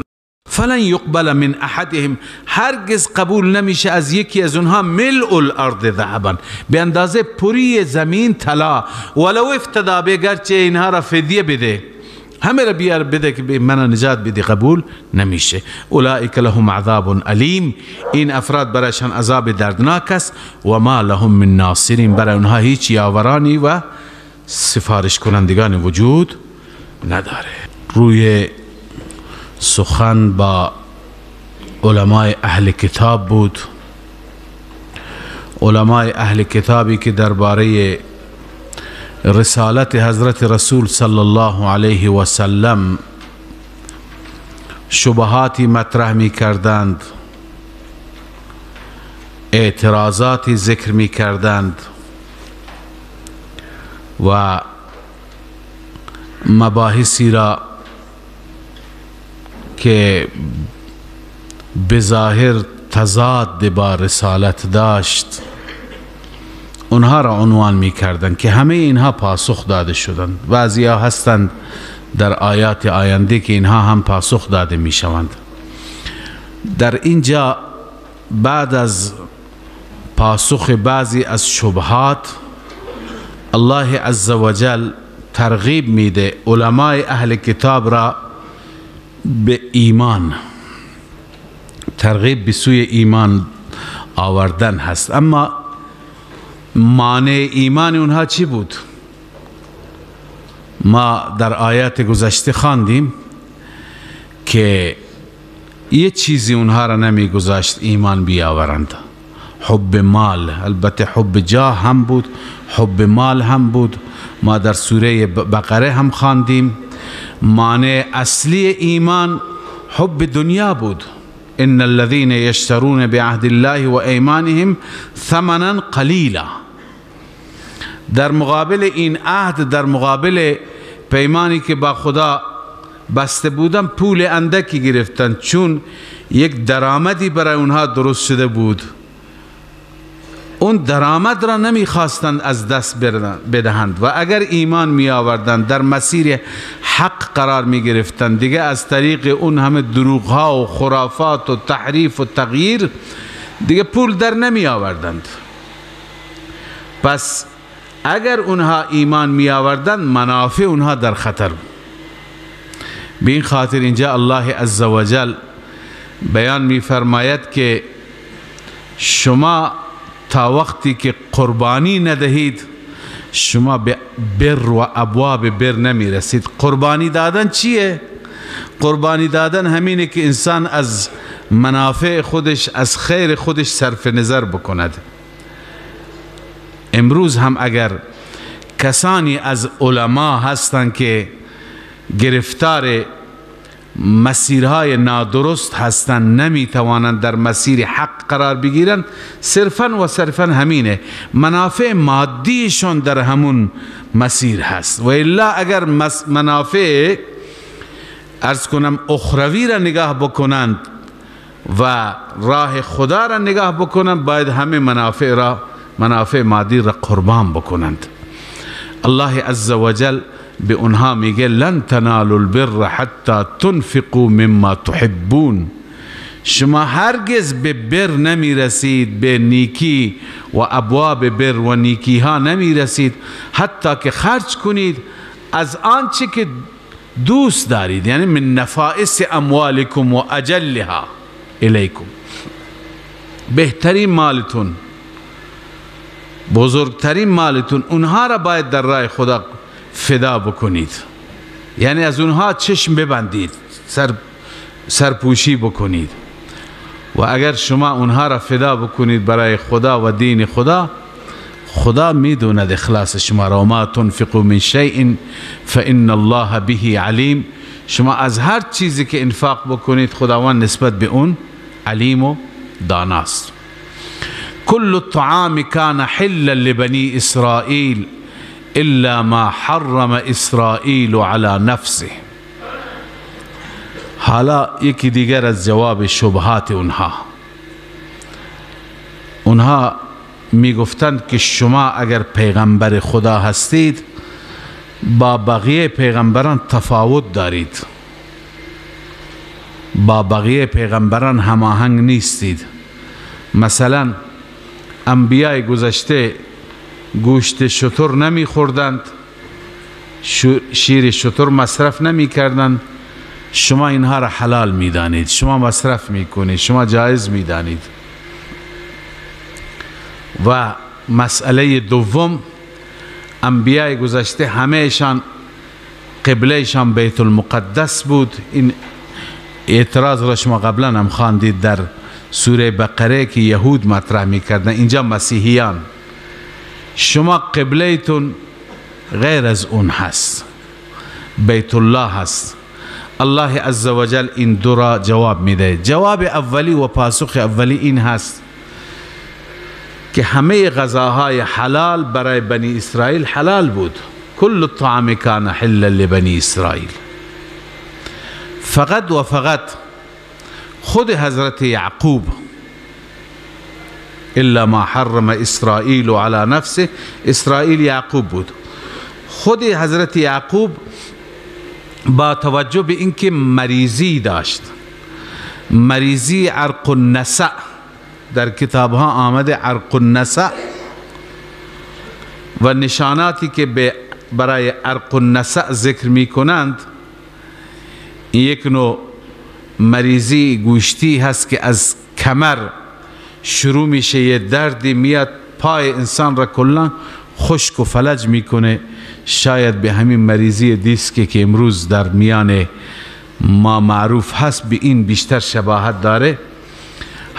حضرت یعقوب علیه السلام این مریضی را داشتند و این مریضی چنان مریضی بود که اطباء بهش گفته بودند که شما باید از گوشت شتر، از شیر شتر، از چربی اون باید پرهیز بکنید. اشارت علیه الاطباء به اجتنابه، اطباء گفتن شما اجتناب بکنید. ففعل و ذلك باذن من الله، همین کار را کرد. حضرت یعقوب علیه السلام دیگه از شتر استفاده نمی کرد، گوشت شتر، شیر شتر چیز استفاده نمی کرد. بعدا اولاد یعقوب، خانواده یعقوب، احفاد یعقوب به تبعیت از اینها وقتی که پدر نمی خورد فرزندان هم مصرف نمی کردند، اونها هم استفاده نمی کردند. وقتی که اونها هم استفاده نمی کردند دیگه همینطور جا ماند. بعدا کلا یهودی ها استفاده نمی کردند تا اینکه در تورات اصلا ممنوع قرار گرفت، چون بر اساس عرف اونها، بر اساس طبع اونها وقتی یک چیزی را نخورند دیگه ممنوع قرار گرفت. پس اون ممنوعیتش فی ذاته نبود، در اصل نبود، بلکه خودشون بر خود ممنوع قرار دادن. لذا این نمیتونه دلیل باشه که این حرام خدایی هست. الله میفرماید کل الطعام کان حلا لبنی اسرائیل، همه طعام حلال بود برای بنی اسرائیل، الا ما حرم اسرائیل علی نفسه، مگر آن چیزی که خود اسرائیل، خود یعقوب علیه السلام بر خود حرام کرد، من قبل ان تنزل التورات، اینم قبل از اینکه تورات چی بشه؟ نازل بشه. لذا بعدا مردم همونطور حرام قرار داده بودند. قل فأتوا بالتورات فتلوها ان کنتم صادقین، بیاورید تورات را بخوانید اگر راست میگویید. بعضی میگن که بیاید تورات را بخوانید یعنی این حکم در تورات نیست. بعضی میگن نه، بیاید بخوانید که قبل از تورات بوده نبوده، در زمان تورات این حکم هست. لذا از خود درست نکنید، از خود دروغ ایجاد نکنید. فمن افترى على الله الكذب من بعد ذلك فاولئك هم الظالمون. خداوند میفرماید کسی که بر خدا افترا بگوید بعد از این، یعنی بعد از ظهور کذب شما، حالا مشخص شد که این یک حرمت شرعی نبود، یک حرمت طبی بود. پس این گروه ظالم هستند، اینها که افترا میگویند، دروغ درست میکنند، ظالم هستند. قل صدق الله. حالا بعد از اینکه این شبهشون و این سوالشون و بعضی از سوالات گذشتهشون جواب داده شد، الله تعالی می فرماید ای محمد صلی الله علیه وسلم بگو الله راست می فرماید. صدق الله فی ماذا؟ فی جمیع ما ذکره، فی حکم التوحید و دفع الشبهات. هر آن چیزی که خداوند عز وجل بیان فرمود در همه اینها الله عز وجل واقعیت را می فرماید. فاتبعوا ملت ابراهیم حنیفا، و دین اصلی ابراهیم، ملت اصلی ابراهیم و شریعت ابراهیم همین است. شما اگر ابراهیمی هستید پیروی کنید از دین ابراهیم، در حالی که ابراهیم یک سو بود، یعنی از ادیان دیگه بیزار بود. و ما کان من المشرکین، از مشرکین نبود. ان اول بیت وضع للناس للذی ببکة مبارکا و هدى للعالمین. خب این شبهه دوم هست که جواب داده میشه. این شبهه درباره کعبه شریفه هست، درباره بیت الله هست. من خدمت شما عرض کردم که ابراهیم علیه السلام وقتی که از عراق تشریف آورد به شام آمد، بلاد شام و سرزمین شام آمد، اعتراض اهل کتاب این هست، اعتراض یهود و نصارا این است که وقتی که ابراهیم به شام آمد بیت المقدس را درست کرد و بیت المقدس قبله بود، قبله همه انبیاء بنی اسرائیل. چرا این پیامبر که خودش را ابراهیمی میگوید بر قبله اونها نیست، بر قبله بقیه انبیاء نیست؟ اما اینها دوچار انحراف هستند، دوچار هم سوء فهم در از نظر تاریخ هستند. ابراهیم علیه السلام اول بیت المقدس را درست نکرد. اون چیزی که معلومه از قرآن مجید هم در روایت صحیح بخاری هست، ابراهیم علیه السلام وقتی که از عراق تشریف آورد، بله به شام آمد، اما خدای عزوجل دستور داد که یک همسرش را که هاجر باشد با فرزندش اسماعیل این را ببرد در بلاد مکه، در سرزمین مکه اونجا بگذارد. ابراهیم از اونجا هجرت کرد و این زن و فرزند خودش را اینجا آورد، در وادی لم یزرع مکه گذاشت. دستور خدا بود، برگشت، بدون هیچ چیزی برگشت. وقتی که ابراهیم علیه السلام برگشت، خداوند عزوجل به حضرت هاجر آب زمزم را داد، همون که داستانش معروفه. از زیر پای حضرت اسماعیل این چشمه در آمد. وقتی که آب زمزم را الله تعالی داد، این مادر و فرزند تنها بودند، ولی خب خدا بهشون نعمتی داد. آب مایه حیات بود. هاجر هم به ابراهیم گفت که اگر به اذن خدا ما را میگذاری پس اشکالی نداره، به دستور خدا خداوند ما را ضایع نمی کند. تا اینکه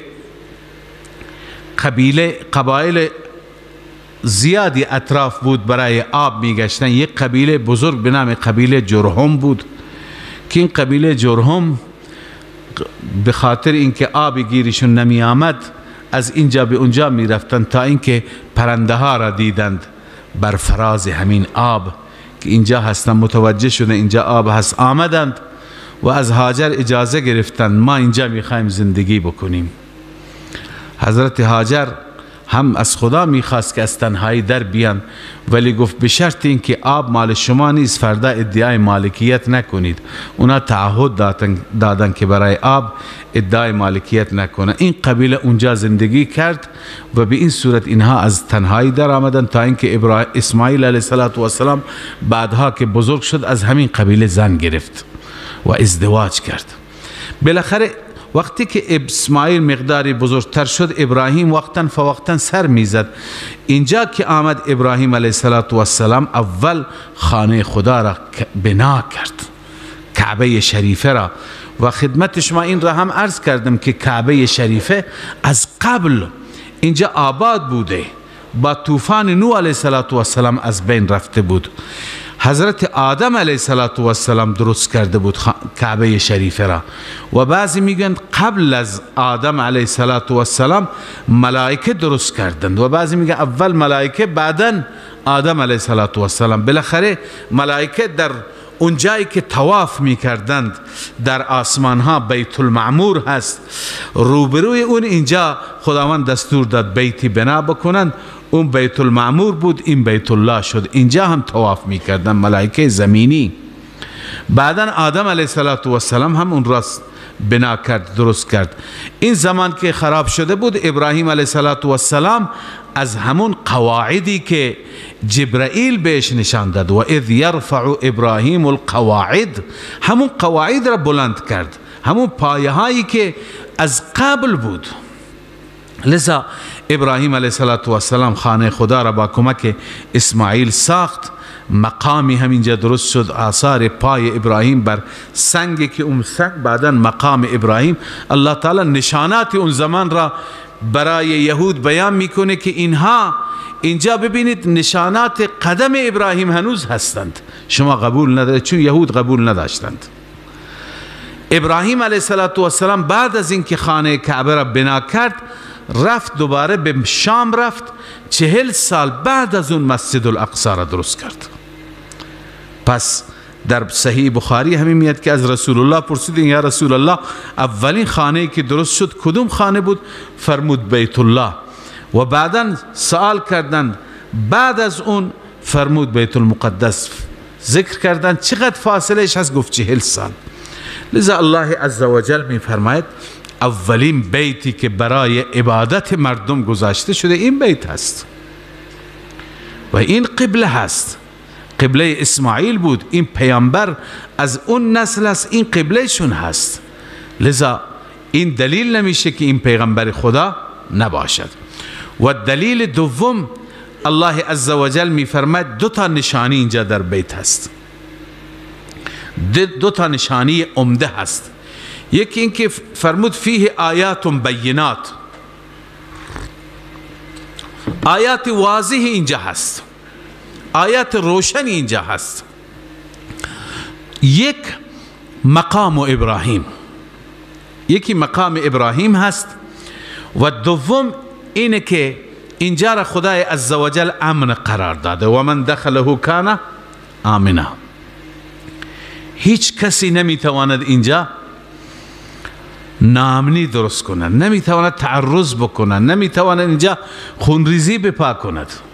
چنانچه در طول تاریخ کسانی که قصد کرده بودند مثل ابرهه و امثال ابرهه، قبل از اینکه به اینجا برسن خداوند اونها را نابود کرده بود. این دلیل امنیتش هست. از روزی که درست شد تا به امروز اونجا عرض کنم که خونریزی ها و قتل و در داخل حرم اتفاق نیفتاده. پس این دو نشانی بسیار عمده و دو نشانی بزرگ هست که الله عزوجل نسبت به اون مکان مقدس بیان می فرماید. بنابراین این دلیل هست بر اینکه ایشون پیامبر خداست و این قبله اصلی هست. به این صورت الله تعالی شبهات اونها را جواب میده. الله می فرماید ان اول بیت وضع للناس، همانا اولین بیتی که وضع للناس گذاشته شده برای مردم، للذی ببکه، البته اون بیتی هست که در مکه هست. در کتابهای بنی اسرائیل، در کتابهای قدیمی بنی اسرائیل از مکه به عنوان بکه یاد شده، در کتابهای اونها بکه یاد شده. میدونید وقتی که تاریخ میگذرد خیلی از نامها کم کم تغییر میکند. در یک زمانی یک نام هست، در زمان دیگه نام دیگه، یا در یک زبانی یک نام هست، زبان دیگه. مثلا سیدنا عیسی را قدیم میگفتن یسوع، الان عیسی در کتابهای اونها یسوع هست، در انجیل یسوع. لذا در کتابهای اونها بکه است. الله تعالی به همون نام یاد میکنه تا یهودی که واقعا دنبال حقیقت هستن بدونن این مکه همون بکه‌ای هست که تو کتابهای ما هست. پس راسته، واقعیته، حق را بفهمند. لذا الله می فرماید ان اول بیت وضع للناس، همانا اولین بیتی که وضع شده برای عبادت مردم، للذی ببکه، البته اون بیتی هست که در مکه هست، مبارکن، الله تعالی می فرماید مبارک هست، یعنی اینجا محل نزول برکات هست، و هدی للعالمین، و هدایت است برای عالمیان. مکه الله تعالی در اون هدایت گذاشته. همین امروز این خصوصیت را و این وصف را دارد. گاهی مشاهده می کنیم که انسان ها می روند، انسان ها وقتی که به حج می روند قبل از حج شرایط خوبی ندارن، از نظر ایمانی، از نظر عملی، از نظر هدایت. وقتی که می روند از اون طرف بر می گردند، الله تعالی چقدر تغییر میاره، چقدر اصلاح میاد. لذا الله عزوجل همونطور که فرموده کعبه شریفه را چی قرار داده؟ هدایت، هم مبارک هست و هدی للناس، هدایت هست برای مردم، للعالمین، برای جهانیان، عالمیان. و علاوه از این الله تعالی می فرماید که اینجا دو تا نشانی، اگر با اون دو نشانی اول ذکر کنیم 4 تا نمیشه، یکی مبارک، یک هدن. اما این نشانه هست که یهود هم میتونن این نشانی را ببینند، مسیحیان هم میتونند و به حقانیت اون چیزی که قرآن میگه پی ببرند. الله میفرماید چون اونا قبول نداشتن که اینجا ابراهیم اصلا پا گذاشته. امروز در تاریخ یهود شما ببینید هم اونا قبول ندارن ابراهیم مکه آمده، میگه خود ابراهیم نیامده، زن و بچهش اینجا بوده، خود ابراهیم در شام بوده. ولی شاید یکی از حکمت ها که الله عزوجل آثار پای ابراهیم را روی اون سنگ منقش فرمودند همینه که تا ابد کسی نتواند انکار کند. الله می فرماید فیه آیات بینات، در اون آیات بیناتی هست که یکی از اونها مقام ابراهیم است. مقام ابراهیم به چی اطلاق میشه، به چی گفته میشه؟ اون سنگی که ابراهیم علیه السلام روی اون سنگ ایستادند و خانه کعبه را، دیوار را بنا کردند، تعمیر کردند، بر اون سنگ نقش بست، آثار قدمش. و من دخله کان آمنا. و نشانی دیگر، نشانی دوم اینه که هر کسی که داخل میشه ایمن هست. حتی عرض کردم مجرم باشه اونجا به کیفر عملش نمیرسه، اونجا امنیت داره. ولله علی الناس حج البیت من استطاع الیه سبیلا. برای الله هست بر مردم، یعنی الله این فریضه را بر مردم داره، این حق را بر مردم داره، قصد کردن بیت. حج البیت یعنی اراده کردن، قصد کردن بیت، قصد کردن به نیت حج. اما این شرط مال بر همه نیست. الله عزوجل فرموده من استطاع الیه سبیلا، هر کسی که استطاعت داشت، توان مالی داشت، از نظر رفتن به خانه کعبه، به بیت الله الحرام، توان مالی داشت، برای او حج فرض هست. و من کفر فإن الله. اما هر کسی کفر بکند، مراد از کفر چیه؟ بعضی میگن کفر یعنی انکار، انکار حج. بعضی میگن مراد از کفر کفران نعمت است، یعنی خدای عزوجل به انسان هم توانایی مالی داده، هم توانایی جسمی داده، هم پول داره. یعنی اگر به این معنا باشد گویا این تذکری هست برای کسانی که فرض بر اونها، حج بر اونها فرض است ولی نمی روند. الله می فرماید و من کفر، هر کسی که کفران نعمت کند یا کفر کند فرضیت حج را، فإن الله غنی عن العالمین. همانا الله عزوجل بی نیاز است از جهانیان، یعنی حاجتی به حج اونها ندارد. حج را انجام میدی برای خودت، حج را انجام میدی گناهان خودت پاک میشه، جایگاه خودت بالا میره.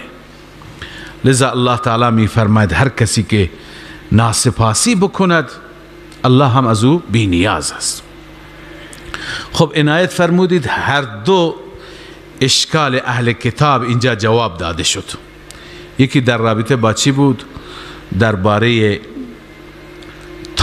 طعامی که انبیاء گذشته بر خود حرام قرار داده بودند چرا این پیامبر مصرف میکنه، مثل گوشت شتر. دوم درباره قبله و بیت الله که میگه چرا قبله بقیه انبیاء به سمت دیگه بود، ایشون قبلهش سمت دیگه است.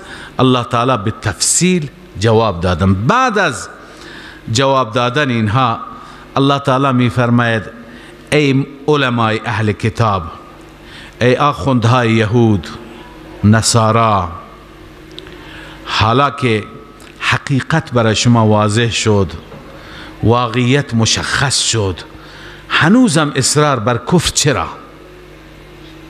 در حالی که خود شما هم میدونید دارید چه مسیری را میبرید.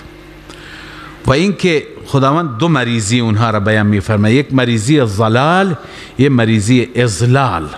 بقیه عموم مردم اگر العیاذ بالله گمراه بشند همون یکی را دارند، ضلال دارند، فقط خودشون گمراهند. اما آخوند اگر گمراه بشه این دو مرض داره، یکی هم خودش گمراهه، یکی دیگران را گمراه میکنه. خداوند در این آیه همین میفرماید ای اهل کتاب، ای علمای اهل کتاب، شما واقعیت را میدونید، چرا نمیایید به سوی واقعیت؟ چرا کفر میکنید؟ و باز در آیه دیگه میفرماید که چرا دیگران را باز میدارید؟ خیلی آسته میخوان ایمان بیاورند، میخوان واقعیت را بدونند. شما چرا تلبیس حق با باطل میکنید؟ چرا حق را با باطل خلط میکنید؟ چرا نمیذارید مردم بفهمند؟ نمیگذارید مردم متوجه بشند؟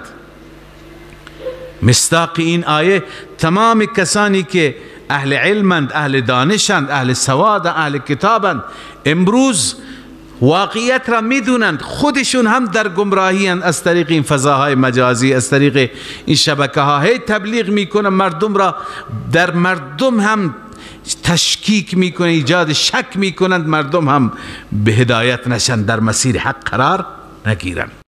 لذا الله میفرماید قل یا اهل الكتاب، ای اهل کتاب، لم تکفرون بآیات الله، چرا شما کفر میکنید به آیات الهی؟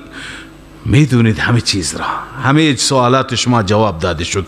والله شهید علی ما تعملون، بر آنچه که عمل میکنی خدا گواه است. فیجازیکم، وقتی که گواه است شما را حسب اعمال و حسب کتمان شما جزا میده. قل یا اهل الكتاب لم تصدون عن سبیل الله، بگو ای اهل کتاب چرا باز میدارید از راه خدا؟ باز داشتن اونها از راه خدا چی بود؟ ایجاد شبهات، ایجاد شکوک، مردم را نسبت به دین بی اعتماد میکردن. همونطوری که خیلی ها امروز روی جوانانی که آگاهی آنچنانی از دین ندارند روی اونها کار میکنند تا اونها را نسبت به دین بدبین بکنند، شبهه ایجاد بکنند. امام رازی اینجا نوشته کان صدهم عن سبیل الله، این صد و بازداشتن از راه خدا چی بود؟ به القاء الشبه و الشکوک فی قلوب الضعفة من المسلمین، شک و شبهه القا کردن و ایجاد کردن در دل اون مسلمانان ضعیف الایمان. لذا الله می فرماید لم تصدون عن سبیل الله، چرا باز می دارید از راه خدا؟ کی را باز می داشتند؟ من آمن اونهایی که ایمان می آوردند و می خواستن ایمان بیاورند، تبغونها عوجا، شما می خواهید در آن راه خدا کجی و انحراف را، و انتم شهدا، در حالی که شما خودتون هم گواهید، گواه حقانیت این دین هستید، گواه حقیقت اسلام هستید، گواه حقیقت پیغمبر اسلام هستید. لذا شما خودتون گواهید. اینو بدونی این تهدید است. و ما الله بغافل عما تعملون، خداوند از اعمال شما، از این کتمان شما، کتمان حق، کتمان دین، از این غافل نیست. فیجازیکم علی اعمالکم. لذا خداوند میفرماید که به وقت شما رو به کیفر اعمالتون میرساند. بعد از اینکه این تذکر بود، تذکر برای اهل کتاب بود، حالا یک تذکر برای مسلمانان، برای کسانی که اطلاعات آنچنانی ندارند، آگاهی ندارند. ای مسلمان، خدا در این آیه می فرماید ای مسلمان، ای مومن، اگر شما از اینها تبعیت بکنید، تقلید بکنید، حرف شنوی داشته باشی از این علماء سوی اهل کتاب، اینا شما را به سوی کفر میبرند، اینا شما را به سوی ارتداد میبرند. اطاعت نکنید، دنبال اینها نروید. با توجه به این آیه برای کسانی که اطلاعات دینی ندارند، جوانانی که از دین آگاهی ندارند، از قرآن اطلاعاتی ندارند، خالی و ذهن هستند، برای اینها جایز نیست که به پای صحبتهای این نوع علماء سو، علمایی که به سوی شرک و کفر، به سوی یهودیت و مسیحیت دعوت میدهند، به جلسات اینها بشینند، شبکه های اونها را نگاه بکنند، به خاطر اینکه خالی و ذهن هستند. اول خودشون را از مسائل دینی آگاه بکنند، از دلائل قرآن و سنت مطلع بکنند، بعداً برند کتاب و رساله اونها را بخوانند، بعداً برند شبکه اونها را تماشا بکنند. لذا خداوند همین میفرماید که اگر شما اطاعت کنید، شما را اینها به بدبختی میکشند. یا ایها الذین آمنو، ای مؤمنان، ان تطیعوا فریقا من الذین اوتوا الکتاب، اگر شما اطاعت کنید گروهی از اهل کتاب را، از آنهایی که کتاب داده شدند، یردوکم بعد ایمانکم کافرین، اینها بعد از ایمان شما را برمیگردانند به چی؟ به کفر، در حالی که کفر را اختیار بکنید، اینها شما را به اونجا میبرند. حالا کفر از شما بعیده، این زجر برای مسلمان. کفر از شما بعیده، شما آیات خدا برای شما خوانده شده، در میان شما رسول مکرم هست، لذا لازم اینه که شما چنگ بزنید به ریسمان خدایی. ریسمان خدایی چیه؟ قرآن است. قرآن را محکم بگیرید. لذا الله می فرماید و کیف تکفرون، چگونه شما میخواید کفر کنید، یعنی اصلا کفر را تصور نکنید. و انتم تتلا علیکم آیات الله، و شما تلاوت میشد بر شما سوی پیغمبر، آیات الهی تلاوت میشه. و فیکم رسوله، و در میان شما رسول خدا هست. و فیکم رسوله. حالا با توجه به اینکه و فیکم رسوله هست، بسیار میگن که این آیت تخصیص داره به صحابه، اونها را داره خطاب میکنه. بعضی میگن که اوس و خزرج، چون اونها با یهودی ها چی داشتن؟ ارتباط داشتن، پیمان داشتن، نشست و برخاست داشتن، گویا من شدن که از سخنان دینی اونها دوری کنن که خطرناک هستند. و بعضی میگن نه، همه مسلمانان آیه عام هست، اگر مصداق اولیش خاصه ولی محمل آیه چی هست؟ عام هست. الان در میان ما رسول الله اگر نیست، تعلیماتش هست، هدایاتش هست، راهنماییش هست. خود رسول الله صلی الله علیه وسلم فرمود من میروم و دو چیز را در میان شما میگذارم، تا زمانی که به اینها متمسک بشید هرگز گمراه نمیشید. یکی کتاب خدا، یکی سنت من و تعلیمات من. لذا الله می فرماید و من یعتصم بالله فقد هدی الی صراط مستقیم، هر کسی چنگ بزند به خدا، یعنی به دین خدا، به کتاب خدا، فقد هدی الی صراط مستقیم، همانا اون هدایت و راهنمایی شد بر صراط، به سوی صراط مستقیم. یا ایها الذین آمنوا اتقوا الله حق تقاته.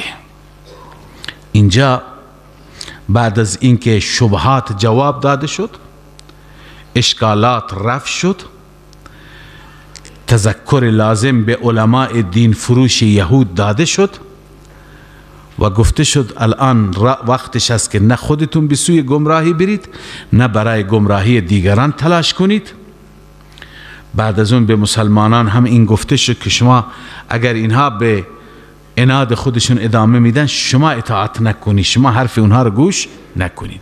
حالا خدای عزوجل اینجا اصول موفقیت و کامیابی را برای مؤمنان بیان میفرماید. شما در چه صورتی موفق میشید؟ چند چیز هستند. اولین خوف خدا و تقوا. اما تقوا از چی؟ تقوا یعنی پرهیزگاری. قبلا خدمت شما عرض کردم، پرهیز از شرک، پرهیز از کفر، پرهیز از بقیه محرمات و معاصی. اول شرک و کفره، بالخصوص اون زمان که تازه از شرک منتقل شده بودن به ایمان.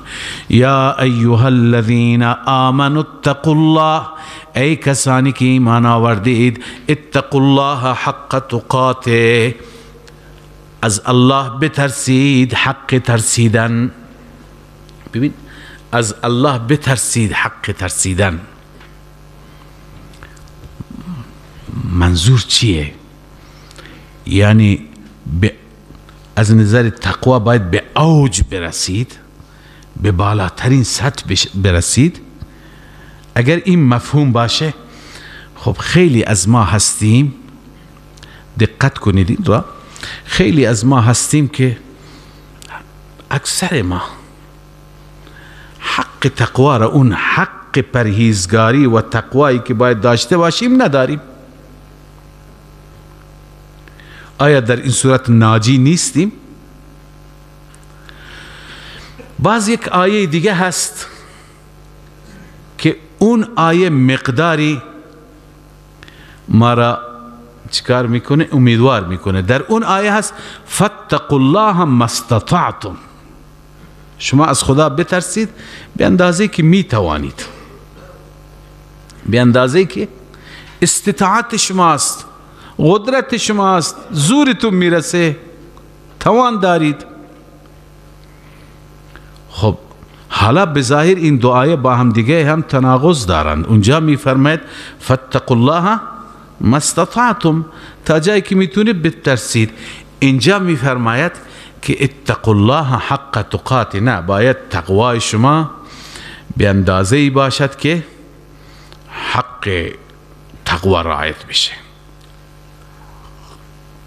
حضرت شاه ولی الله دهلوی رحمه الله توجیهی که ذکر کردن بسیار جالب این معما را حل کرده، این تعارض را دفع کرده.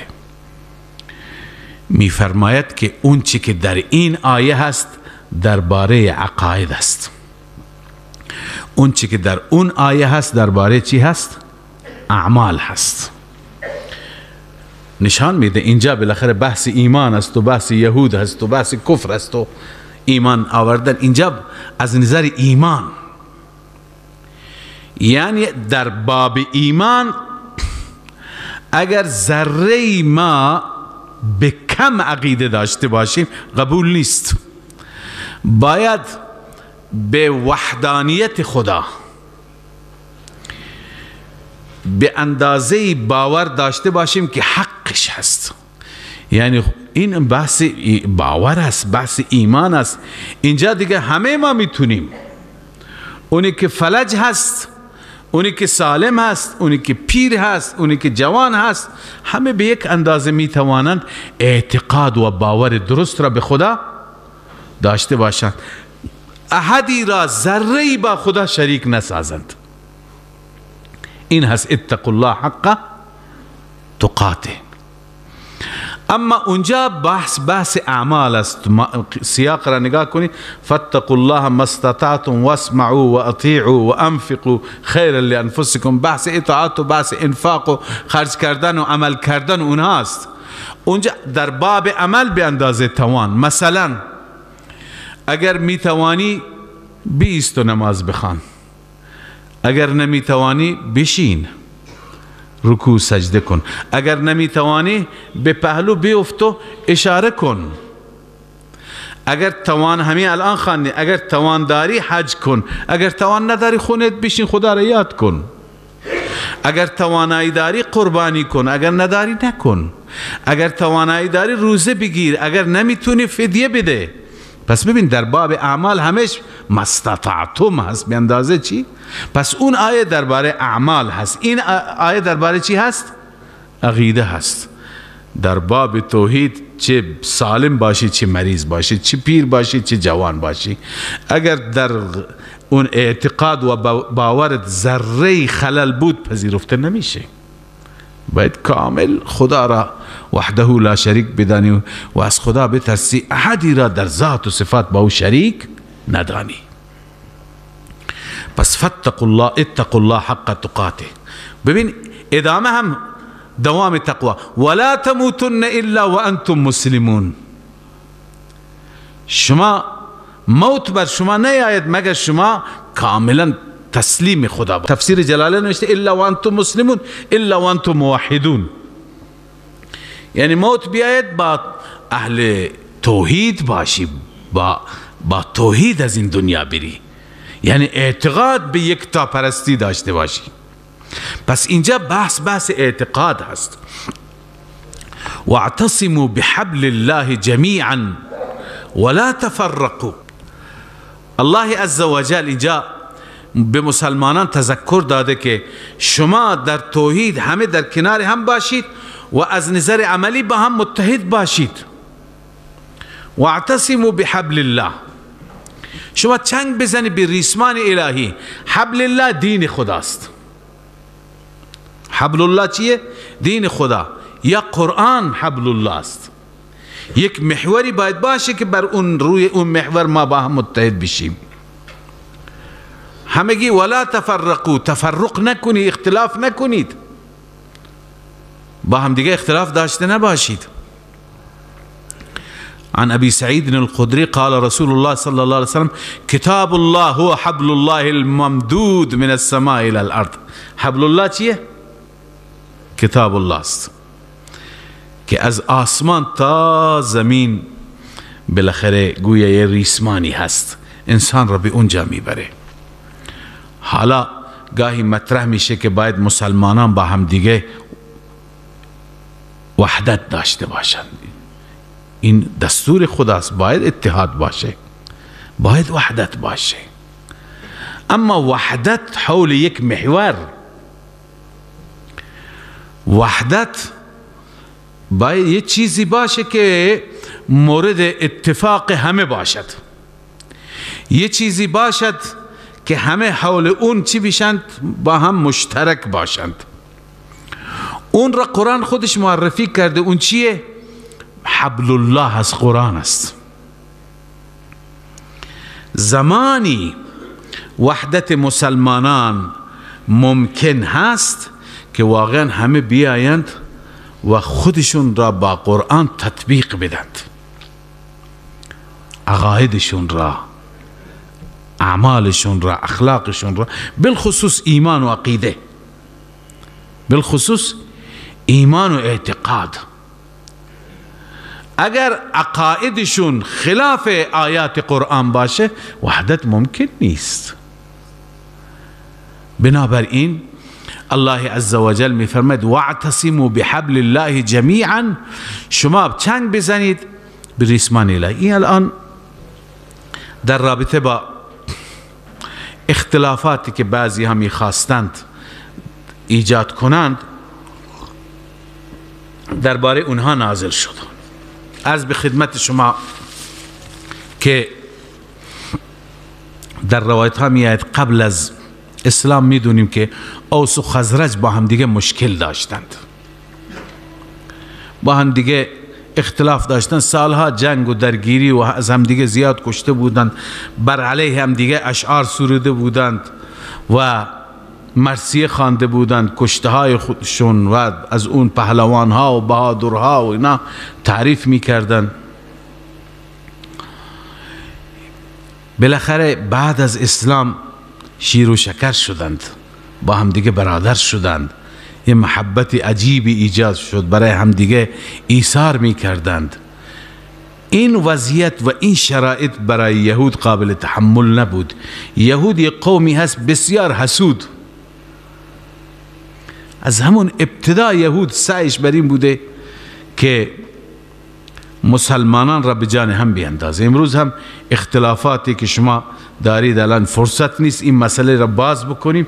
در میان مسلمانان عامل اصلی یهود است. یهود هست که بالاخره جبهه های بین خود مسلمانان درست کرده و خودش را در کنار یک جبهه قرار داده، تا اینکه دو کشور میخواهند. همین دیروز خبری شنیدیم که کشور ایران و عربستان با هم دیگه توافق کردند که دوباره روابط را برقرار بکنند. یکی از کارشناس های یهود گفت که بزرگترین شکست سیاسی برای اسرائیل هست. یعنی ناراحتن چرا بلاد اسلامی با هم دیگه متحدند. بس اینها منافعشون در همین چی هست؟ اختلاف انداختن است. مسلمانان یه روزی با هم دیگه نشسته بودند، شاد بودند، خوشحال بودند. هم بعضی از قبیله اوس و قبیله خزرج در کنار هم. یه یهودی از اونجا عبور کرد به نام شماس.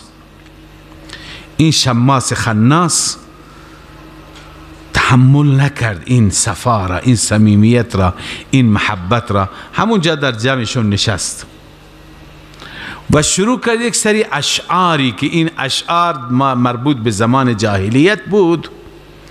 اون زمان بر علیه همدیگه سروده بودن، همدیگر را کشته بودن. این اشعار را سرود، خواند.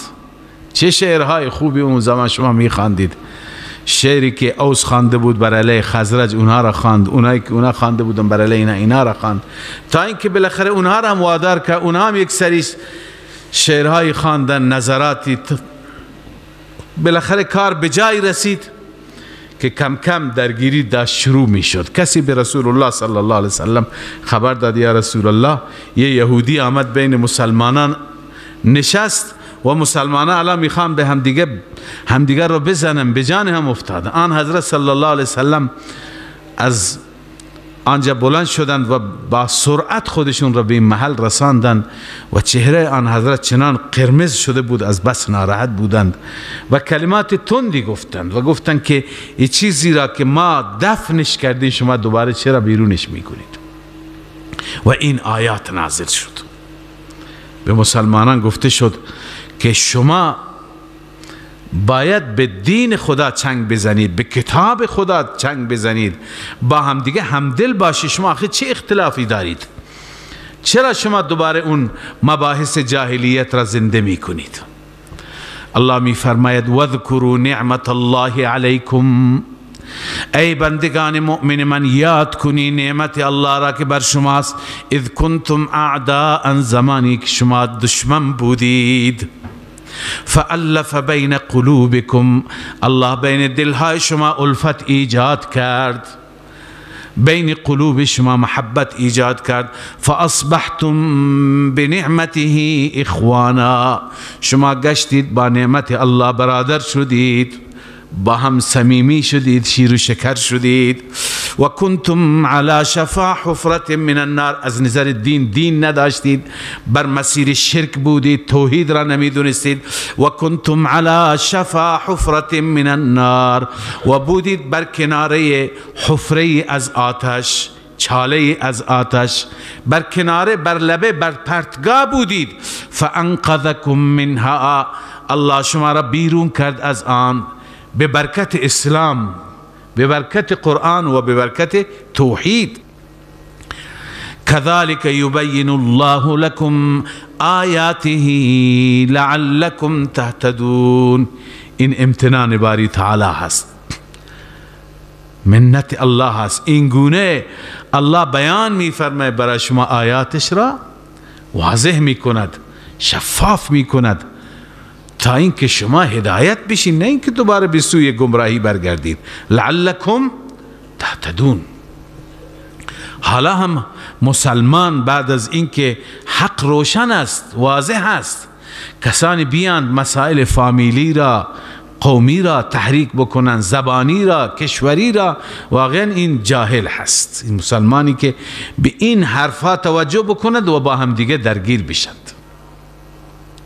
باید ما همه حول یک محور که اون قرآن هست و دین خدا هست با هم دیگه متحد باشیم، همدل باشیم. هر چی که بندگان خدا با هم دیگه دلهایشون نزدیک بشه، الله تعالی این صحنه را بیشتر میپسندد، دوست میدارد. و برای بقای این استقلال، ببین خدای عزوجل یه دینی داد. این دین قبلا شما بر لبه آتش بودید، پرتگاه بودید، خدا به وسیله این دین نجات داد. خب این دین را رسول الله صلی الله علیه و سلم آورد. تا روزی که آن حضرت صلی الله علیه و سلم تشریف داشتند، این دین رونق داشت، این دین پیشرفت و ترقی داشت. صاحبان این دین در دنیا حرف اول را می زدند. عزت و شکوه مال اینها بود. اما بعد از اینکه رسول الله از این دنیا تشریف میبرد، دیگه پیغمبری نمیاد که دین را تبلیغ بکند. تکلیف چی میشه؟ خداوند عزوجل تکلیف را تعیین میفرماید که اسباب بقای این استقلال امر به معروف و نهی از منکره. اگر میخواید این دین شما بماند،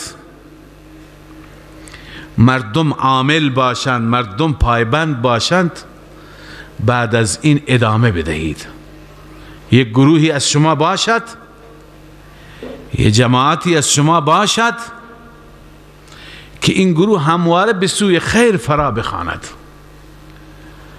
به سوی نیکی مردم را دعوت بده، امر به معروف کنند، نهی از منکر بکند. و خداوند میفرماید این گروه رستگارند.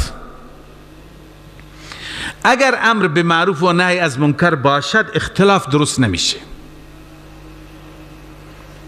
اما اگر نباشد اختلاف درست میشه. حالا نگاه کنید جاهایی که امر به معروف زیاد هست، خوب هست، مردم همه توجه دارن به دین، به نماز، به عبادت.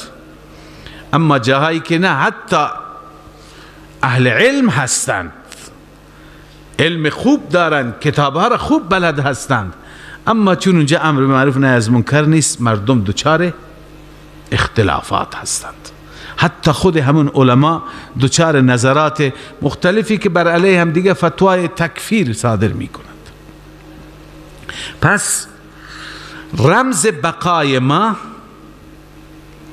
و اینکه به این موفقیت ما برسیم اینه که این روش را ادامه بدیم، این کار را، کار امر به معروف و نهی از منکر را.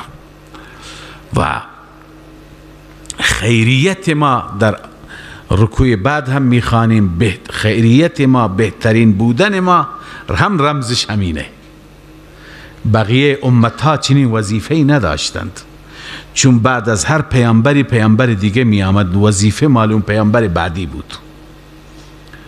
اما این امت این وظیفه را دارد. اگر این امت ترک بکند این وظیفه را، مردم را به سوی خیر فرا نخواند، به سوی معروفات فرا نخواند، همه گناهکار میشه. اما یک گروهی اگر خوب انجام بده از بقیه هم ادا میشه.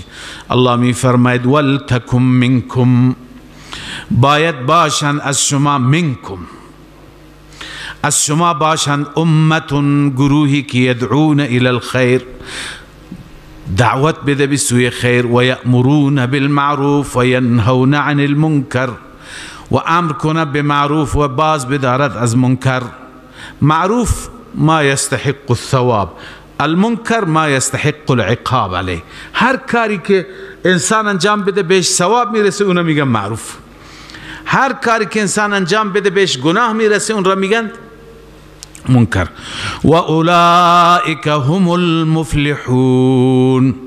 الله اینجا این افراد را با کلمه حصر رستگار فرموده، یعنی افرادی که رستگار فقط همین ها هستند.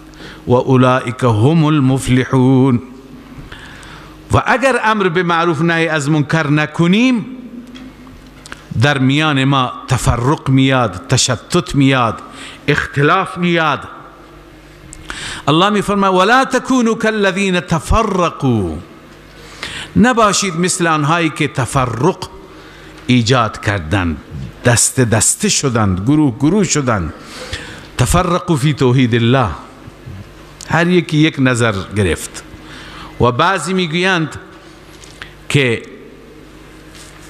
اختلافات دینی مراد هستند، بعضی میگن اختلافات و عداوت‌های شخصی و قومی و بقیه مراد هستند.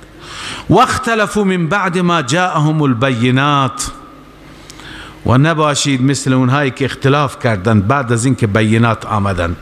اینجا اشاره به علمای یهود و نصارا هست، اونها دلایل، کتاب، همه چیز بود پیششون. باز هم هر یکی یک دین داشت. درباره یهود میاد 72 گروه، مسیحیان 73 گروه، هر یکی یک نظر، هر یکی یک دیدگاه، هر یکی یک اعتقاد. هم نه اینکه این اختلافات جزئی که بین مسلمانان هست، بعضی میگن چطور بیستیم، چه مقدار پاها را باز بکنیم، دست را کجا ببندیم، دست را تا کجا بالا ببندیم. این اختلافات، اینا اختلاف نیستند، اونا اختلافاتشون اعتقادی بود. یکی میگفت عیسی فرزند خداست، دیگری میگفت نه خود خداست. یکی میگفت جز خداست، یکی میگفت 3 تا هستند، عیسی هست و روح القدس و خدا. یکی گفت نه 3 تا هستن، عیسی هست و مریم و خدا. عجیب اختلافات زیادی دارند. این اختلافات درباره خود خدا بودن، خود خدا است که کدوم یکی خدا است، نه این اختلافات جزئی اینا مراد نیستند. انسان را الله عزوجل بهش عقل داده، بهش اجتهاد داده، این اختلافات جزئی طبیعی است. اختلاف در اصول اونها داشتن، لذا الله می فرماید که بعد از اینکه بینات پیش اونها آمد اختلاف کردند. لذا اینهایی که در اصول اختلاف کردند، در توحید اختلاف کردند، و اولئک لهم عذاب عظیم، این افراد برایشون عذاب بسیار بزرگ هست. اینا به عذاب خدا گرفتار میشن که چرا دین حق را کتمان کردند. اما زمانی این عذاب الله تعالی به وسیله تخویف و تبشیر اون زمان را مشخص میکنه. یوم تبیض وجوه و تسود وجوه، عذاب عظیم هست در آن روزی که سفید میشه بعضی چهره ها. یوم ظرف عظیم است. سفید میشه بعضی از چهره ها، و تسود وجوه، و سیاه میشه بعضی از چهره ها. بعضی از چهره ها از بس که نور داره، خوشحال هست، شادان هست، مسرور است، سفید و درخشان هست. بعضی از چهره ها از بس که غم داره، پریشان است، سیاه و کبود است. فاما الذین اسودت وجوههم، اما اونهایی که چهرهشون سیاه شده به آنها گفته میشه اکفرتم بعد ایمانکم، ای انسان ها آیا کفر کردی بعد از ایمانتان؟ بعد از اینکه خدا ایمان فطری داده بود، واقعیت را میدونستی، باز هم کفر. فذوقوا العذاب بما کنتم تکفرون، پس بچشید عذاب را، همه عذاب معهود، عذاب عظیم که قبلا خواندیم. بما کنتم تکفرون، بسبب آنچه که کفر میکردید. و اما الذین ابیضت وجوههم ففی رحمت الله، اما آنهایی که ابیضت وجوههم، چهره هایشان درخشان و سفید است، آنها در رحمت الله خواهند بود. بهشت را خداوند اینجا تعبیر کرده به چی؟ به رحمت الله، بدلیل اینکه بر اساس گفته علامه آلوسی نفرمود ففی الجنه، فرمود ففی رحمت الله، به خاطر اینکه مؤمن گرچه تمام عمرش را در طاعت و عبادات بگذراند، باز هم به بهشت میره زمانی که رحمت خدا شامل حال او بشه، نه اینکه با عمل کرد خودش و با کمال و هنر خودش. به این خاطر ففی رحمت الله هم فیها خالدون، آنها در آن رحمت به صورت خلود میمانند، برای همیشه میمانند. حالا حق واضح شد. الله تعالی بعد از این میفرماید تلک آیات الله نتلوها علیک بالحق، اینها آیات الهی هستند که ما بر تو ای محمد صلی الله علیه وسلم به حق تلاوت میکنیم، یعنی راست، واقعیت. و خدای تعالی این همه آیات و این همه توضیح میده چون خدا میخواد بندگانش هدایت بشن. و ما الله یرید ظلما للعالمین، خداوند اراده ظلم برای جهانیان ندارد تا چه برسه به خود ظلم، اراده ندارد. اما خود انسان ها اگر بر خود ظلم میکنند گناه به گردن خودشون. ولله ما فی السماوات و ما فی الارض، این دلیل عقلی توحید هست. فقط و فقط برای الله است تمام آن مخلوقاتی که در آسمان ها هستند و آنچه که در زمین هستند، ملکن، خلقن، تصرفن، مملوک خدا، مخلوق خدا، در تصرف خدا، در اختیار خدا، مختار همه خداست. و الی الله ترجع الامور، فقط و فقط به سوی الله برمیگردد تمام امور. کنتم خیر امة اخرجت للناس تأمرون بالمعروف. حالا ما خواندیم که اختلاف نکنید. بعد از اختلاف اصلی را بیان فرمود که اسباب بقای ما مسلمانان هست. اون امر به معروف و نهی از منکر بود. حالا ببینید این واقعا اسباب بقا هست، اسباب بقا هست. اگر نباشد زود همه چیز از هم می پاشد، واقعیت از بین می رود. مثالی که خدمت شما عرض کنم، بعد از انبیاء مختلفی،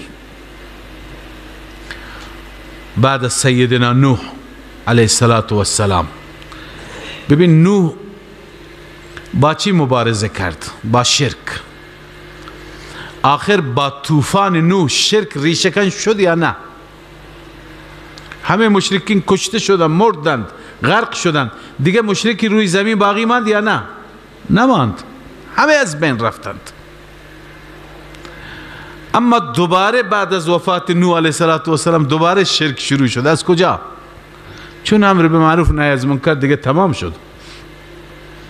به محض اینکه معروف چی بشه؟ تعطیل بشه، فساد میاد، منکر میاد. دوباره بعد قوم عاد شد، حضرت هود آمد. حضرت هود آمد و اونها هم ایمان نیاوردند، شرک را ترک نکردند. خدای عزوجل شرک را ریشه‌کن کرد، عذابشون داد، فقط مؤمنین نجات یافتند. حضرت هود با همون باقی مانده های قوم عاد رفتن یه جای دیگه زندگی بکنن، اینجا دیگه محل زندگی نشد، تا اینکه از نسل اونها قوم ثمود درست شد. ثمود همه عاد ثانیه هست، از همون نسل همون موحدانی که نجات یافتند. اما دوباره شرک شروع شد. چرا؟ چون وقتی که هود علیه السلام فوت کرد دوباره امر به معروف نهی از منکر نشد، خود به خود فساد میاد، شیطان میاره. پس هر وقتی که امر به معروف و نهی از منکر نباشد فساد میاد، شرک میاد، بیبندوباری میاد، منکرات میاد. به این خاطر لازمش اینه که باید این وظیفه را گروهی انجام بدند.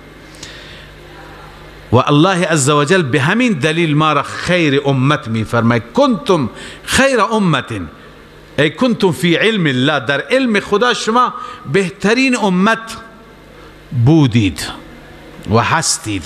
چرا؟ چون که اخرجت للناس. حالا بعضی میگن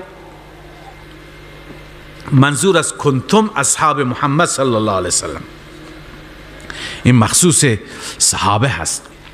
چرا؟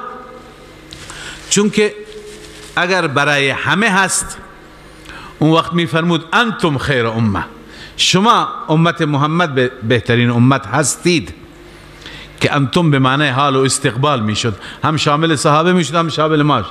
اما با صیغه فعل اونم ماضی. اصل خیر امت صحابه هستند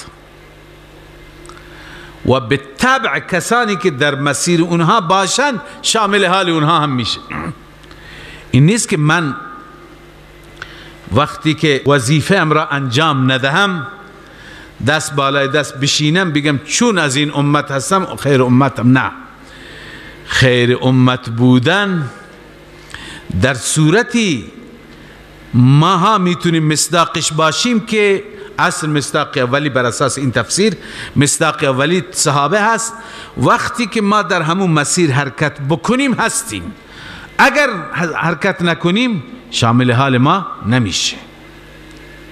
چون خیلی گفتن این مخصوص صحابه است، مگر کسانی که دنبال روی صحابه باشند.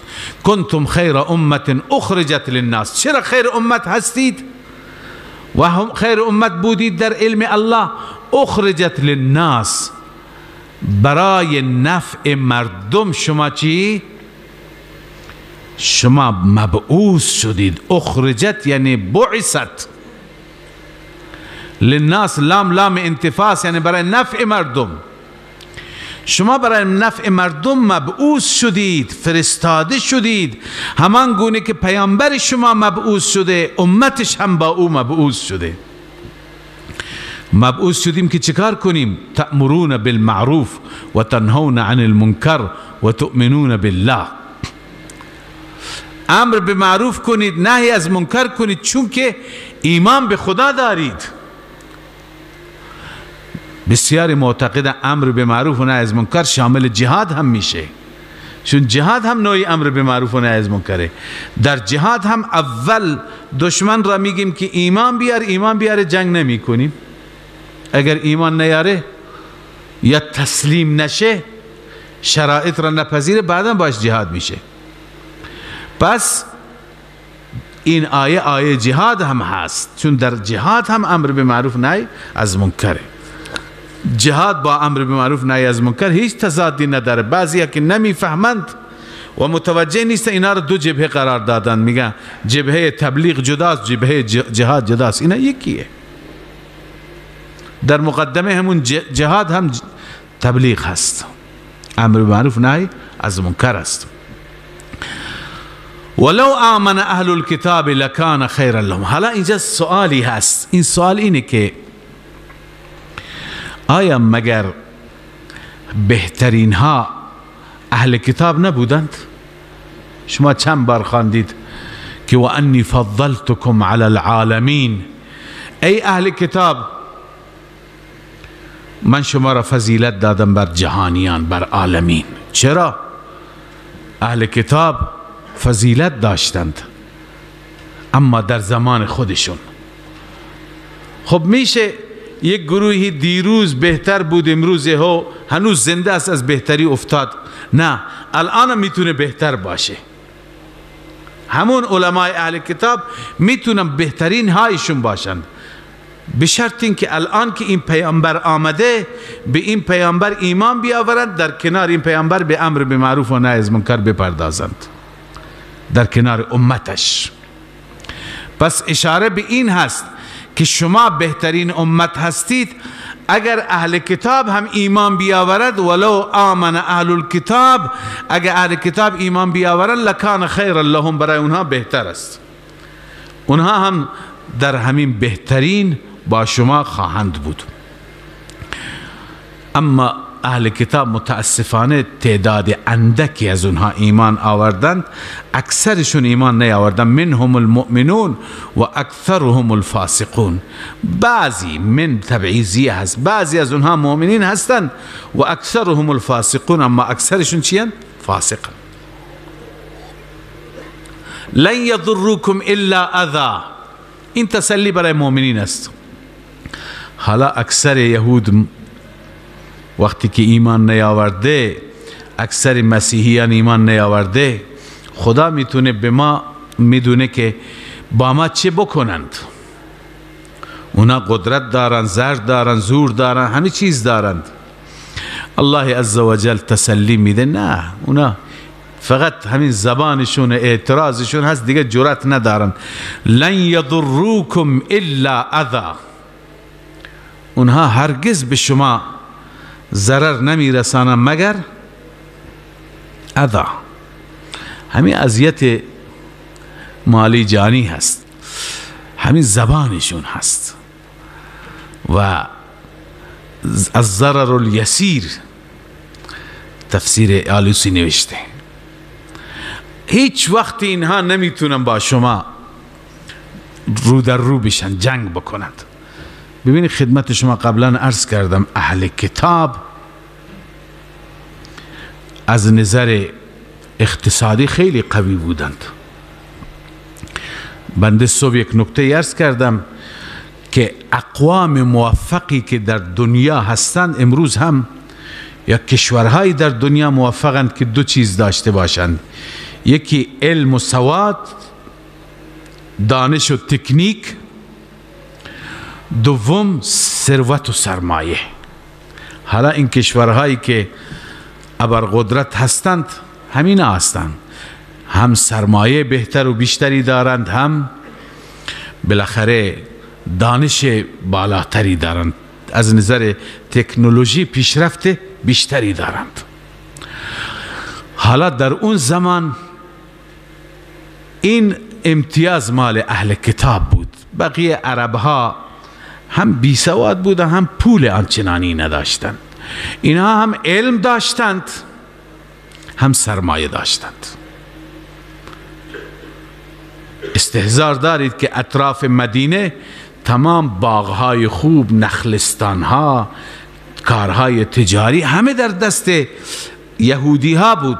عرب ها برای اونها خدمت میکردن، نوکرشون بودند، چون اینها از سالها آمده بودن از شام، فنفود بلد بودند، تاکتیک بلد بودند، همه چیز را به دست گرفته بودند. هم بهترین زمین ها، هم بهترین باغ ها، بهترین سرمایه ها، همه در اختیار اونها بود.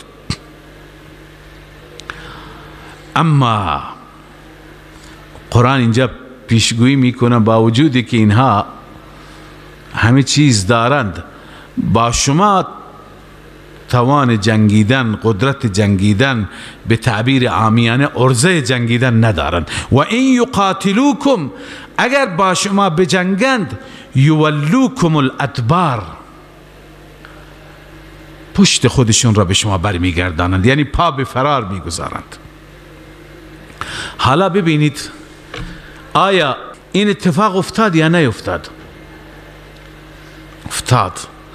بعضی ها گاهی ایراد میگیرن فقط جنگ اعراب اسرائیل را میگن که اسرائیل اعراب را شکست داد در جنگ 6 روزه. اما این خدمت شما عرض بکنم که این را در طول تاریخ ببینید، فقط اون 6 روز را نبینید. و بعد اون جنگ اعراب اسرائیل نبود، جنگ تمام دنیا بود با اعراب. اونم اعراب به عنوان عرب جنگیدن، به عنوان مسلمان نجنگیدند. مرحوم ناصر بود، جمال عبدالناصر یا بقیه مبارک، اینا همه شعار عربیت میدادند. جنگ مسلمان و یهودی نبود، جنگ عربی و عرض کنم که عبری بود، جنگ قومی بود. در جنگهای اسلامی شما نگاه کنید، در جنگهای اسلامی اینها در تمام جنگها شکست خورده، همونطور که قرآن میفرماید و این یقاتلوکم یولوکم الادبار، هرگاه با شما مسلمانان بیان رو در رو بشن، پشت میدند و مثل موش فرار میکنند. در جنگهای زمان رسول الله صلی الله علیه وسلم ببینید، یهود 3 گروه در مدینه بودن، یکی در خیبر بود، بنو قینقاع، بنو نذیر، بنو قریظه. سال دوم بنو قینقاع درگیر شد، آخر محاصره شدن، از ترس گفتم ما میریم، فقط راهمون را باز بگذارید. تمام مال و سرمایه های خودشون را گذاشتند، رفتند به شام رفتند. سال 4 اینا همه با مسلمانان پیمان داشتن، مسلمانان ابتدا نکردن جنگیدن را. سال 4 بنو نذیر خیانت کرد، میخواست رسول الله صلی الله علیه وسلم را ترور بکنند، الله اطلاع داد، بعدا خیانتشون آشکار شد، دوباره محاصره شدن، مقداری بالاخره تیراندازی شو، آخر عاجز شدند، آخر آماده شدند که به همون شرایط که مسلمانان گفت فقط 1 شتر، هر خانواده 1 شتر را با بار بدون اسلحه میبرد، بقیه باغهایشون، زمینهایشون، نخلستانهایشون، کشاورزی همه برای مسلمانان، همه با ذلت رفتن. سال 5 بنو قریظه چون که با احزاب دیگر هم پیمان شد، باز هم خیانت کردند. اینا همیشه قوم خائنی است، عهد شکن، خیانت کردند. رسول الله صلی الله علیه وسلم بعد از جنگ احزاب محاصرهشون کرد که چرا خیانت کردید؟ شما همسایه ما بودید، شما چرا به اونها کمک کردید؟ خلاصه آخر اینها را تا چند روز در محاصره بودند، چند بار میخواستن بجنگن، نتونستند، میترسیدند، تا اینکه آخر دستگیر شدن، مردهایشون کشته شد، زنهایشون، بچه‌هایشون اسیر شدند. سال 7 اهل خیبر را الله عزوجل همینطور متلاشی کرد و شکست خوردند. دیگه از جزیره العرب یهود را کلا اخراج کرد. اینجایی که رسول الله بود دیگه یهودی باقی نماند. بعدا سیدنا عمر رضی الله تعالی عنه بیت المقدس را هم فتح کرد، اون در زمان سیدنا عمر بود. پس هر بار که اینها جنگیدند شکست خورده. الله می فرماید و این یقاتلوکم یولوکم الادبار، اگر با شما بجنگن پشت میدهم به شما، ثم لا ینصرون، سپس یاریم نمیشوند. و خداوند یه پیشگویی فرموده تا قیامت اینها ذلیلند. ضربت علیهم الذلة اینما ثقفوا، به سبب این همه عهد شکنی، این همه خیانت با انبیاء خدا، پیمان شکستن با خدا، هر جا باشند بر اینها ذلت نوشته شده. ضربت علیهم الذلة اینما ثقفوا، هر جا یافته بشوند، هر جا باشند، چه در مدینه باشند، چه در فلسطین باشند، چه در روس باشند، شوروی سابق روسیه باشند، چه در آلمان باشند، هر جا تاریخ یهود را ببینید، ذلت و بدبختی. بعد از اون در تمام تاریخ شما ببینید یهود هیچ روز روی خوش ندیده. در جنگ جهانی دوم، در اون جریان هولوکاست، میگن 6 میلیون یهودی فقط کشته شده، 6 میلیون، که هنوز عزا میگیرن برای اون هولوکاستی ها. یهودی ها را در هر زمان هر گروهی تار و مار کرده. این یهود همون هایی هستند که یه روز اینا اکثریت بودن، مسیحیان اقلیت بودند. در زمان خود سیدنا عیسی مسیح چنان اقلیت بود که اینا به گمان خودشون عیسی را به دار کشیدند، نتونستند مسیحیان از عیسی، از پیغمبر خودشون و به تعبیر خودشون از فرزند خدا نتونستن حمایت بکنن، اعدام شد طبق عقیده خودشون. اما بعداً حواریین بودن که به توصیه عیسی، بعد از رفتن عیسی به آسمان ها، به توصیه عیسی عمل کردند، جهاد کردند، تبلیغ کردند، آخر یهود را شکست دادن. یهود اقلیت شد، کم کم یهود اقلیت شد، مسیحیت اکثریت شد. و الا اینا قبل اکثریت. الان در میان مذاهب دنیا ببینید کمتری جمعیت را یهود داره و کمترین سرزمین از بلاد را هم فقط یک اسرائیلی دارد، اونم اشغال کرده از فلسطینی ها. از هر طرف در محاصره مسلمانان است. از طرف الان مسلمانان با هم اختلاف دارن، ضعیف شدن، اون جای خود، از طرف لبنان، از طرف سوریه، از طرف اردن، از هر طرف اگر مسلمانان با هم دیگه متحد بشن چیزی از یهود نمیماند. پس اینکه اسرائیل یک قدرتی که تکیه داده بر غرب و بر آمریکا، این دلیل عزتش نیست. عرض کردم به محض اینکه اینها حمایت را بردارند از اینها را آب میبرد، هیچی نمیمانه برای اینها. لذا الله می فرماید که ضربت علیهم الذلة اینما ثقفوا الا بحبل من الله، هر جا یافته بشن ذلیلند اینها، مگر خودشون را در دو صورت نجات میابند. یکی اینکه خودشون را به خدا ببندند، ایمان بیاورند، الا بحبل من الله، که این کار را نمی کنند.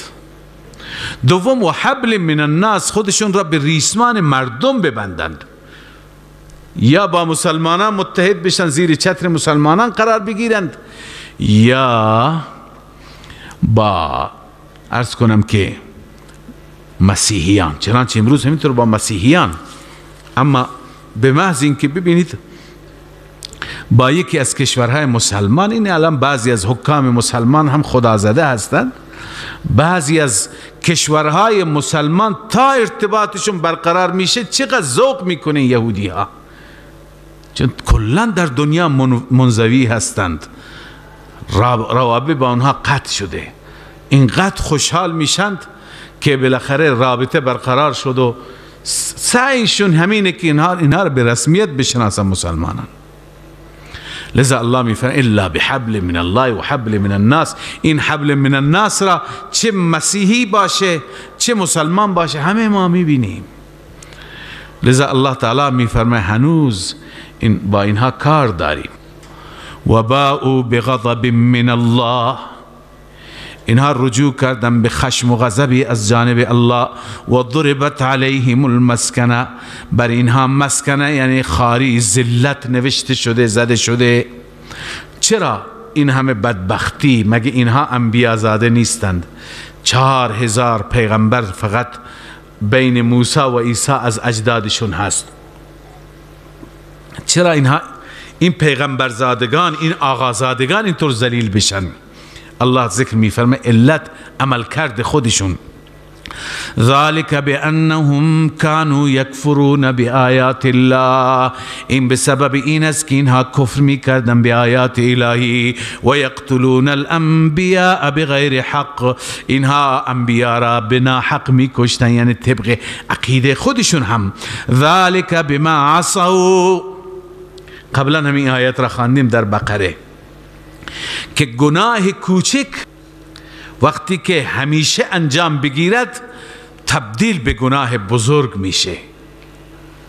اصرار بر معاصی، اصرار بر گناهان، الله می فرماید ذالک بما عصوا، این به سبب این هست که اینها نافرمانی کردند. و کانوا یعتدون، اینها تجاوز میکردن، همیشه قوم متجاوزی. تعدی و عصیان و نافرمانی خدا سبب شد که چی؟ اینها جنایت ها بزرگتری انجام دادن، مثل کفر، قتل انبیا. لیسو سوا، چه رب مهربانی هست که همیشه وقتی که ذکر خباثت های یهود میشه، ذکر مفاسد یهود میشه، خب یک دسته بسیار اندکی از یهود ایمان آوردند، خوب بودند، اونها را استثناء میفرماید، اونها را جدا میکند، از صف یهود کنار میکشد. لیسو سوا، الله میفرماید اینا برابر نیستند. پس این بشارت است برای همون گروه، اینا برابر نیستند. بلکه من اهل الكتاب امة قائمة یتلون آیات الله، از همین اهل کتاب یک امتی هست، یک گروهی هست که قائمتون، این گروه قائم هست، یعنی قائم هست یعنی به دین خدا قائم هست. انها ثابتة على التمسك بالدین، بر دین ثابت هست. یتلون آیات الله آناء اللیل، اینها آیات الهی را تلاوت میکنند در پاسهای مختلفی از شب. مؤمن واقعی هستند و هم یسجدون، برای خدا سجده میکنند. یعنی یک گروهی از اینها خوبه. عرض کردم بسیاری از علما هم اینجا چون بحث یهودی ها را عرض میکنم، علمای اهل کتاب مثل حضرت عبدالله بن سلام، ثعلبه بن سعید، اسید بن سعید، اسد بن عبید رضی الله عنهم اجمعین، تمام یهودی بودند که اینها ایمان آوردند. بعضی دیگه هم تو کتاب ها اسمایشون آمده هست، بعضی ها حتی از قبیله بنو قریظه بعضی ها ایمان آوردن، بعدن در جنگ های مسلمانان شهید شدند که لقبشون قرظی هست. قرظی، صحابه که قرظی هست از بنو قریظه هستن، یهودی بودند. لذا الله تعالی میفرماید اینا استثناءند، اینا را جز اونها حساب نکنید. از اینها گروهی هستند که در اوقات مختلف شب کلام الله را تلاوت میکنه. ببین خداوند این نکته من شما دقت کنید، خداوند همیشه از بندگان خوبش همون صفاتی را ذکر میکنه که خودش دوست دارد اونا را. صفاتی که خدا دوست دارد اونا را چی میکند؟ ذکر میکنه. لذا اینجا خدا چه صفتی از این یهودی ها که اونها را تعریف میکنه؟ الله میفرماید یتلون آیات الله آناء اللیل و هم یسجدون. معلوم میشه در اوقات مختلف شب اگر بندگانی هم کلام خدا را تلاوت کنند، هم سجده بکنند، خدا این عمل را خیلی دوست داره. بالخصوص شب همه خوابند، همه در غفلتند و این بیدار است. لذا الله تعالی این صفت را از اینها به عنوان الگو برای ما چی یاد میفرماید. لذا الله صفات دیگر اینها را ذکر میفرماید. یؤمنون بالله والیوم الاخر، اینها ایمان دارن به الله و به روز آخرت و یأمرون بالمعروف و اینها امر میکنن به معروف و ینهون عن المنکر باز میدارند از منکر و یسارعون فی الخیرات در بقیه خیرات از همدیگه سرعت میگیرن پیشی میگیرن سبقت میگیرن و اولئک من الصالحین الله میفرماد این گروه از صالحین هستند اینها از صالحین هستند خدا چرا به اینها پاداش میده الله میفرماید به دلیل اینکه و ما یفعلوا من خیر فلن یکفروا از هر خیری که انجام بدن نسبت به اون ناسپاسی نمیشه الله قدردان است بندگان هر خیری انجام بدن الله تعالی برای اونها اجر و پاداش ثبت میفرماید والله علیم بالمتقین البته خدا اخلاص را هم میدوند و ریا را هم میدوند نسبت به متقین الله خوب آگاه هست و علم دارد ان الذين كفروا لن تغني عنهم اموالهم ولا اولادهم من الله شيء اما بقیه اهل کتاب یا بقیه کفار که ایمان نمی آورند مشرکان خب ایمان نمی آورند اونها امکانات دیگه دارند میتونند خودشون را از عذاب برهانند نجات بدهند حفاظت بکنند الله تعالی میفهمد هر چی داشته باشند نمیتونند ان الذين كفروا همانا آنهایی که کفر کردن لن تغنی عنهم اموالهم ولا اولادهم من الله شیئا هرگز دفع نمی کند دور نمی کند از آنان مالهایشان و نه اولادشان من الله شیئا یعنی از عذاب الله هیچ چیزی و اولئک اصحاب النار هم فیها خالدون اینها اهل آتشند اهل جهنم هستند همیشه در آتش میمانند حالا فرضاً اینها مال داشته باشند مالشون را انفاق بکنن خیلی از یهود امروز کمک های بشر دوستانه میکنند خیلی از مسیحیان مؤسساتی دارند که کمک میکنند میروند گرسنگان افریقا را سیر میکنند این کمک ها خوبه در دنیا برایشون مفید هم ثابت میشه از آیات قرآن قبلا این بحث را ذکر کردم عرض کردم معلوم میشه که خداوند در دنیا به اونها نفع و خیر هم میرساند عوض هم میده اما برای آخرتشون هیچ نفعی نداره برای نجات از جهنم هیچ نفعی نداره تا زمانی که ایمان نیاورند لذا الله میفرماید مثل ما ينفقون في هذه الحیات الدنیا مثل آنچه که خرج میکنند در این زندگی دنیا که مثل ریح فیها صر مثل یک طوفانی هست که در اون طوفان سردی شدید هست طوفان که خیلی سرد و یخبندان باشد و بیاد کشت و کشاورزی یا باغ را به باغ برسد باغ خرما و باغ انگور یک شب چی میکند خشکش میکند اصابت حرث قوم ظلموا انفسهم که این طوفان میرسد به کشت قومی که بر خود ظلم کردند به دلیل شرک و کفر یعنی قومی که خدا برای اونها عذاب نوشته